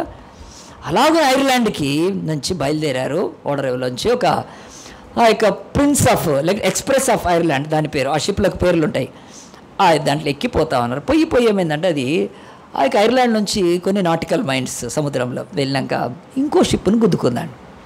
షిప్ను గుద్దుకుంటే ఏమైంది అని అంటే మరి చాలామంది అనొచ్చు షిప్ను గుద్దుకుంటే ఇక్కడ బ్రేక్ వేయచ్చు కదా, వాడు బ్రేక్ వేయచ్చు కదా అంటారు కదా. సో కనుక మరి బ్రేకు నీళ్ళల్లో వేయరు నాయన, బ్రేక్ నీళ్ళల్లో. ఆకాశంలో ఏరోప్లేన్కి బ్రేక్ వేస్తారా? భూమి మీద వెళ్ళే వాటికి బ్రేక్ వేస్తారు. భూమి మీద బ్రేక్ వేస్తేనే పోయి గుద్దుకొని మొహాలు పగులుతున్నాయి కదండి. నీళ్ళల్లో ఎట్లా బ్రేక్ వేస్తారు? నీళ్ళు కూడా కదులుతుంటాయి. ఇట్లా నీళ్ళల్లో బ్రేక్ ఉండదు. దానికి వేరే రకంగా ఆపాలి. పాపం ఆనాడు అంత టెక్నాలజీ లేదండి. పాపం ఈరోజు చాలా ఇదైంది. ఎట్లా బ్రేక్స్ వేసుకోవాలో, వాటర్లో ఎట్లా కంట్రోల్ చేసుకోవచ్చు. షిప్ వెళ్తా నీళ్ళల్లో పాపము వాళ్ళకి అంతగా ఆనాడు వాళ్ళకు గైడెన్స్ టవర్స్ ఉంటాయి, కంట్రోల్ టవర్స్ లేకపోవచ్చు. పాపము అనుకోకుండా షిప్ కనపడలేదు. గుద్దుకోగానే ఆ యొక్క షిప్ మునిగిపోవడం మొదలుపెట్టింది. ఆ ఓడ మునిగిపోతుంటే ఇంకెంత అండి. కనుక ఆ ఓడ మునిగిపోతుందంటే మనకి ఏం కావాలి? ఒక మంచి టైటానిక్ సాంగ్ గుర్తొస్తుంది కదా. టైటానిక్ నేను చూడలేదండి టైటానిక్. ఆ టైటానిక్ అనేది ప్రపంచంలో మంచి ఆ సినిమా తీయటాన్ని బట్టి ఓడ ప్రమాదాలు ఎలాగో చాలా బాగా చెప్పగలిగారు. అలాగూ నా ఓడ కుట్టుకున్నాక ఇక పడవలో ఉన్న వాళ్ళంతా ఆహాకారాలు పెడుతున్నారు. ఏం చేయాలంటే క్రూ ఉంటుంది, దాంట్లో సిబ్బంది ఉంటారు. వాళ్ళు వెంటనే అలర్ట్ అవుతారు. కనుక అలర్ట్ అయ్యి ఏం చేస్తారు వాళ్ళు ఖచ్చితంగా. మొన్న కూడా మేము ప్లేన్లో వెళ్తుంటుంటే వాళ్ళు ఒక బోర్డు పట్టుకొని వచ్చి చూపించి ఇట్లా అని చూస్తున్నారు. ఏం చెప్తే ఏముందుకు పోయే రోజు ఎట్టా పోతాం కదా. కనుక అలాగున ఒక మాస్కులు వస్తాయంట. ఏవి? ఆ యొక్క ఆక్సిజన్ మాస్కులు వస్తాయంట. నేను గూగుల్ కొట్టి వేరే చదివాను. ఆక్సిజన్ మాస్క్ అది పెట్టుకుంటే అది కొన్ని నిమిషాలు కూడా రాదంట. ఏదో పెట్టుకోవాలని పెట్టుకొస్తారనమాట. ఏవి కాపాడదండి ప్రమాదం వస్తే దేవుడు తప్ప. కనుక సిబ్బంది ఎప్పుడు ఏదో చెప్తారు కదా. ఇలాగ ఎమర్జెన్సీ డోర్ ఉంటుంది, మీకు ఆక్సిజన్ పెట్టుకోండి అని ఏదో చెప్తారు. పాపం వాళ్ళ డ్యూటీ. కనుక ఈ యొక్క షిప్పులో ఐర్లాండ్ ఎక్స్ప్రెస్ షిప్లో క్రూ కూడా చెప్పారు ఏమనంటే మీరు బతకచ్చు, షిప్ మునిగిపోతుంది, కానీ మేము చెప్పినట్టు చేయాలని చెప్పి లైఫ్ జాకెట్స్ అని వేస్తారండి. వాళ్ళకు లైఫ్ జాకెట్స్ ఉంటాయి, అవి వేసుకోవాలని చెప్పి షిప్లో ఇక అది మునిగిపోతానికి టైం పడుతుంది కనుక ఒక్కొక్కళ్ళకి జాకెట్స్ ఇస్తున్నారండి. ఇస్తున్నప్పుడు ఆ షిప్పులో జాకెట్స్ కొదవ ఉంది, తక్కువ ఉన్నాయి, అనుకున్నంత కరెక్ట్గా లేవు. అప్పుడు క్రూ పడిపోయారు. ఏం చేయాలన్నప్పుడు ఆ షిప్పులో 130 మంది క్రిస్టియన్స్ ఉన్నారండి. ఆ క్రిస్టియన్స్ ఎవరో తెలుసా? సాల్వేషన్ ఆర్మీ క్రిస్టియన్స్ ఉన్నారు. అది కూడా నేటి ప్రపంచంలో రికార్డ్ ఇది ఉంది కనుక ఆ యొక్క డాక్యుమెంటేషన్ చేయబడింది కనుక 130 మంది క్రైస్తవులు ఉన్నారు. వాళ్ళు ఏం చేశారంటే ఈ హడావుడి ఆందోళన చూసి చాలా అయ్యారు. అప్పుడు ఇక ఓడలో ఉన్న వాళ్ళకి ఏం చేశారంటే ఆ యొక్క లైఫ్ జాకెట్స్ వాళ్ళవి తీసి ఇచ్చేశారు. వాళ్ళు అడుగుతున్నారు, మీరు ఎందుకు మీకు అవసరం లేదంటే మాకు మరణం అంటే భయం లేదు, తర్వాత మీరు పర్వాలేదు, మీరు కనియండి తర్వాత మాకు అని చెప్పి మేము రక్షణ పొందిన వాళ్ళము, మాకు మరణం అంటే భయం లేదు, మేము పునరుత్థానం అవుతాము, మేము ఎక్కడ చచ్చిపోయినా మేము తిరిగి లేచి ప్రభువులో ఉంటాము, మేము నశించిపోమని చెప్తున్నప్పుడు షిప్లో వింటున్నారు. వాళ్ళ యొక్క ఇది వెర్రా పిచ్చా ఎదురా నాయన చచ్చిపోయేటప్పుడు కూడా వీళ్ళకి విపరీతం అనుకున్నారేమో. కానీ ఆ షిప్లో అందరు జాకెట్స్ వేసుకున్నాక చివరికి క్రూ అంటే సిబ్బంది వాళ్ళు ఏం చేయాలి? వాళ్ళు త్యాగం చేసి ప్యాసింజర్స్కి వాళ్ళు తప్ప వాళ్ళు వేసుకోకూడదు. అలాగున చివరికి వాళ్ళకు కూడా ఇచ్చేసారండి, క్రూకి కూడా ఇచ్చేసారు. వీళ్ళు పర్లేదు మీరు వేసుకోవడానికి. ఇక నీళ్ళల్లో పడ్డ తర్వాత ఆ షిప్ పూర్తి మునిగిపోయింది. అనేకుల మంది కాపాడబడ్డారు. ఈ 130 మందిలో ఈరోజు ఒక డాక్యుమెంటెడ్ రికార్డ్, అది ఎక్స్ప్రెస్ ఆఫ్ ఐర్లాండ్లో 130 మంది ఆ యొక్క క్రిస్టియన్స్ సాల్వేషన్, దాంట్లో 109 శవాలు కొట్టుకొని వచ్చాయండి. శవాలు వచ్చే వాళ్ళు ఎంత ఒడ్డుకు శవాలు రెస్క్యూ చేశారు. 21 మంది మాత్రం బతికారు. బతికిన వాళ్ళంతా కూడా చెప్పారు. ఎట్లా చెప్పారు? మేము ఎట్లా బతికామంటే వీళ్ళు మాకు జాకెట్స్ ఇస్తే బతికాము. వాళ్ళ శవాలు అక్కడ కనిపిస్తున్నాయి. మా కొరకే వీళ్ళంతా శవాలు కొట్టుకొని వచ్చాయి. వీళ్ళు మా కొరకు ఇచ్చి వాళ్ళు ఏం చెప్పారని అడిగింది. అప్పుడు మీడియా అడిగితే చెప్పారు, we have no fear of death. మాకు మరణం అంటే ఎందుకో తెలుసా? పునరుత్థానమును జీవమైన యేసు యందు విశ్వాసం ఉంచామో మమ్మల్ని మరణం మింగలేదు, మమ్మల్ని సమాధి మింగలేదు, మమ్మల్ని పాతాళం మింగలేదు. We have overcome. కనుకపోతే పోయింది. మీకు రక్షణ లేదు కనుక, మీరు యేసుక్రీస్తుని నమ్మలేదు కనుక ఈ షిప్లో మీ డబ్బు, మీ వెండి, మీ బంగారం, మీ జ్ఞానం కాపాడదు మిమ్మల్ని. వెళ్ళండి, బతకండి, పోయి యేసుక్రీస్తు నమ్ముకొని మాలాంటి ధైర్యంలోకి రండి. పోతే పోయిందని చెప్పి 130 మందిలో 109 మంది ప్రాణాలు కోల్పోయారండి. వాళ్ళు ప్రాణాలు వదిలేస్తారు. వీళ్ళలో ఏముందంటే పునరుత్థాన విశ్వాసం ఉంది. గట్టిగా చెప్పండి కొడదామా? ఈ రోజు వరకు మరణము భయం లేనివాడు, పాతాళం భయం లేనివాడు, మరణ రోగాలు భయం లేనివాడు, ప్రకృతి విలయాలకు భయపడనివాడు, ప్రపంచంలో దుష్టుడికి, దుర్మార్గుడికి, అపవాదికి, సైతానికి, దయ్యాలకు, ఆ తర్వాత మంత్రగాళ్ళకు ఎవడు భయపడ్డంటే జీసస్ని నమ్మిన వాళ్ళు. ఎందుకంటే ఆయన మొదటిగా లేచాడు, ఆయన తిరిగి ఆయన ఈ లోకానికి రాబోతున్నాడు కనుక. ఒక వాక్యం చెప్తాను, ఆ వాక్యంతో మనం ప్రార్థన చేసుకుందాం. దయచేసి తీయండి అందరూ కూడా. నేను బాప్తిసం ఇచ్చేటప్పుడు ప్రతి వ్యక్తికి ఈ మాట చెప్పి నేను బాప్తిసం ఇస్తూ ఉంటాను కనుక మీరు కూడా ఈ వాక్యం తెలుసు కానీ మీరు కూడా నాతో చెప్పండి. రోమీలకు రాసిన పత్రిక 10వ అధ్యాయంలో యేసుప్రభు అంటున్నాడు, మీ అందరికీ విశ్వాసం ఉంది, మంచిదే, మీరు అందరూ యేసుప్రభు నమ్మారు, మంచిదే, కానీ ఈ వాక్యం ఎప్పుడైనా మీరు సంపూర్ణంగా సీరియస్గా తీసుకున్నారా? తీసుకోవాల్సిందే. ఎందుకంటే బైబిల్ చెప్తుంది. రోమీలకు రాసిన పత్రిక 10వ అధ్యాయంలో దేవుని యొక్క వాక్యము ఇలాగ చెప్తుంది కనుక చూడండి, 9వ వచనం చదువుతాను నేను. అదేమనగా, యేసు ప్రభువని నీ నోటితో ఒప్పుకొని దేవుడు మృతుల్లో ఉండి ఆయన లేపనని నీ హృదయమందు విశ్వసించిన నీవు అసలు రక్షణకు కదా మనం యేసు నమ్మాలి, యేసుని సిలువను నమ్మాలి, మన పాపాలు ఒప్పుకోవాలి, మనం పశ్చాత్తాపడాలి, మన పాపాలు వదిలిపెట్టాలి, విగ్రహాలను వదిలిపెట్టాలి, ఈ లోకంలో చెత్త పవిత్ర ఇవన్నీ మంచిదే, అవన్నీ కాదండి, అవి దాంట్లో కాదు. అసలు ఒకటి దేవుడు చెప్తున్నాడు, రోమీలకు చెప్తున్నప్పుడు ఈ వాక్యం రాశాడు. అందరూ నాతో చెప్పాలండి. అదేమిటంటే, యేసు ప్రభువని నీ నోటితో ఒప్పుకొని దేవుడు మృతులలో నుండి ఆయనను లేపెనని నీ హృదయమందు విశ్వసించినడలా నీవు రక్షింపబడదు. ఏలైనగా నీతి కలుగునట్లు మనుష్యుడు హృదయములో విశ్వసించును, రక్షణ కలుగునట్లు నోటితో ఒప్పుకొనును. ఎక్స్ప్రెస్ ఆఫ్ ఐర్లాండ్లో వాళ్ళు నోటితో ఒప్పుకున్నారు, ప్రజలందరూ ఎదుటి ఒప్పుకున్నారు. మరణ భయముతో అల్లాడిపోతూ సముద్రంలో, అట్లాంటిక్ ఓషన్లో ఇక చచ్చిపోతాం కదా, సముద్రంలో నా భార్య, నా పిల్లలు, నా తండ్రి అని అలాగున ఆ సముద్రపు మరణంలోకి దిగుతున్నప్పుడు ఒకళ్ళు ఒప్పుకున్నారండి. ఎవరో తెలుసా? ఆ 130 క్రిస్టియన్స్, ఆ షిప్లో ఉన్నవాళ్ళు, ముఖ్యంగా సాల్వేషన్ ఆర్మీ వాళ్ళు ఏమని ఒప్పుకున్నారు? దేవుడు ఆయన తన కుమారుని మృతుల్లో లేపాడని మేము విశ్వసిస్తున్నాము, మాకు ఇక మరణం గురించి భయం లేదు, మేము పునరుత్థానమై లేస్తాము, ఒకరోజు సదాకాలం ప్రభుత్వం, మా విశ్వాసం ఒప్పుకుంటున్నాము, ఆ దేవుడు వింటున్నాడు, మీరు విన్నారని చెప్పి ఈ లోకంలోంచి వెళ్ళిపోయారండి. ప్రియ దేవుని బిడ్డలారా, మనందరం తలలు వంచి దేవుని సన్నిధిలో ప్రార్థన చేసుకుందాం. దేవా, ఈరోజు పునరుత్థానం అంటే ఏమిటి? పునర్జన్మ కాదు నాయన. పునరుత్థానం అంటే నాయన తండ్రి, యాయీరు కుమార్తె లేచినట్టు కాదు, నాయును గ్రామంలో యవనస్తుడు లేచినట్టు కాదు, బేతనియలో లాజరు లేచినట్టు కాదు ప్రభువా. ఇక ఒకసారి లేస్తే ఇక మరణం ఉండదు, ఏడుపు ఉండదు, కన్నీరు ఉండదు, దుఃఖం ఉండదు, వ్యాధి ఉండదు, సూర్యుడు ఉండడు, చంద్రుడు ఉండడు, రోగం ఉండదు, హాస్పిటల్ ఉండదు. ఆ పరలోకానికి చేరుకోవటానికి ఆ యొక్క పునరుత్థానం ప్రభా. ఇక మేమెన్నడూ కూడా ఈ రక్త మాంసాల్లో జీవించాల్సిన అవసరం ఉండదు. ఆ పునరుత్థానాన్ని నువ్వు మాకు ఇస్తున్నావు దేవా. దాని కొరకు నువ్వు మరణంలోకి వెళ్ళి తిరిగి జయించావు. ఏ దేవుడైనా లేచాడా? ఈరోజు 300 కోట్ల దేవుళ్ళు అని చెప్తున్నారు, భగవాన్లు చెప్తున్నారు, బాబాలని చెప్తున్నారు. ఎవడైనా చచ్చి లేచాడా? ఈరోజు ఒక్క క్రీస్తు సమాధి ఖాళీగా ఉంది. సమాధిని జయించినవాడు, మరణాన్ని జయించినవాడు, పాపాన్ని జయించినవాడు యేసుక్రీస్తు ఒక్కడే. యేసుక్రీస్తు ఒక్కడే. ఆయన యందు విశ్వాసం ఉంచితే నీవు నిత్య జీవం కలిగి ఉండటానికి, నీ నిత్య జీవపు నిరీక్షణలో యేసు పునరుత్థానుడే అన్నది కూడా నమ్మాలి. దైవ కుమారుడు నమ్ముతున్నావా? నో ప్రాబ్లం, మంచిదే. ఆయన యుగయుగములు ఉండవాడు అనువాడు నమ్ముతున్నావా? మంచిదే. ఆయన లోక పాపంలో నీ పాపలు మోసిన దేవుని కొరమే నమ్మిన విశ్వాసం, నో ప్రాబ్లం, మంచిదే. కానీ ఆయన మృతుల్లోంచి లేచాడనే సంపూర్ణ విశ్వాసం లేకపోతే 8 సంగతులు చెప్పాను నేను.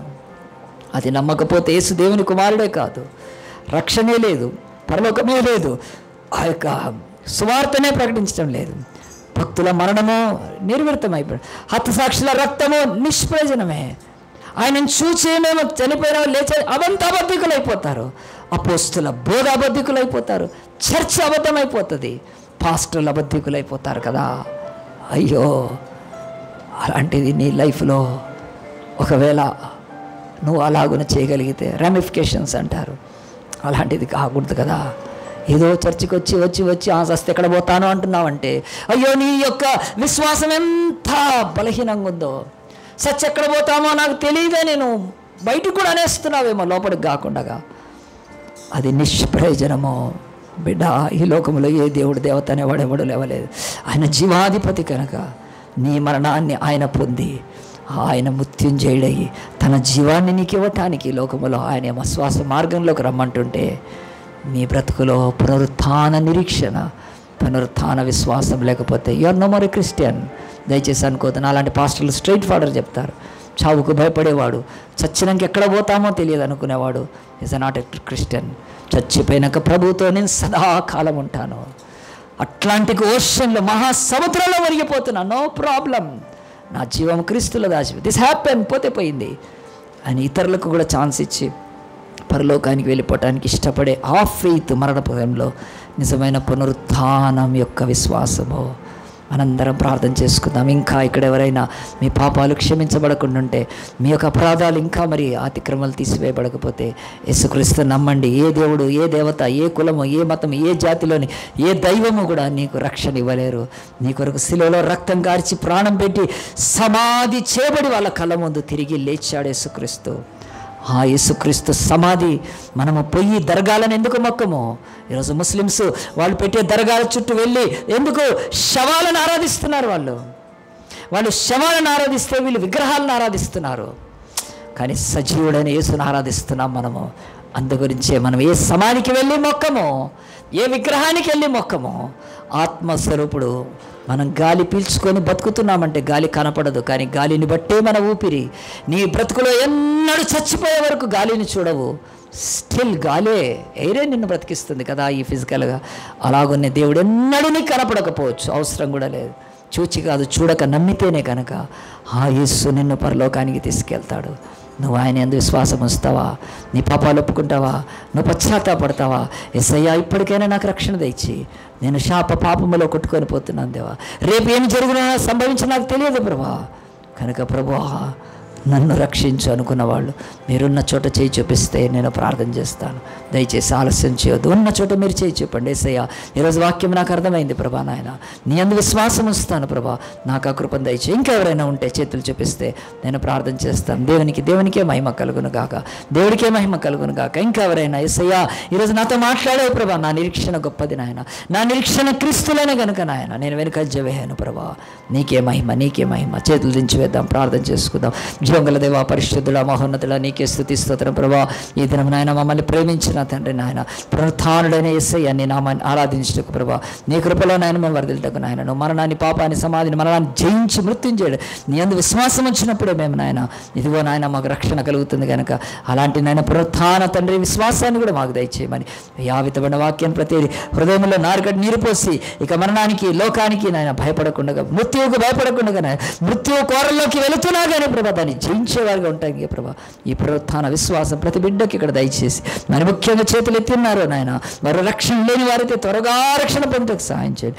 ఇప్పటికే రక్షణ పొందిన వారైతే ఈ విశ్వాసాన్ని కోల్పోకుండా ప్రభా పునరుత్థాన విశ్వాసం కలిగి నేను వెంబడించడానికి సహాయం చేయమని ఘనత, మహిమ, ప్రభావాన్ని చెల్లిస్తూ నీ దాసుని జ్ఞాపకం చే వందనాలు చెల్లిస్తూ అన్ని నామాల కంటే పై నామము ప్రపంచంలో 210 దేశాలతో ఆరాధింపబడుతూ 3589 భాషల్లో కీర్తింపబడుతున్న లోకరక్షకుడు, జగద్రక్షకుడు, వసంతుడు, తండ్రి కుమారుడు, బ్రహ్మ కుమారుడైన, దైవ కుమారుడైన, మరణాన్ని జయించిన పునరుత్థానుడైన యేసు నామాన్ని బట్టి ప్రార్థించి వేడుకుంటున్నాము తండ్రి.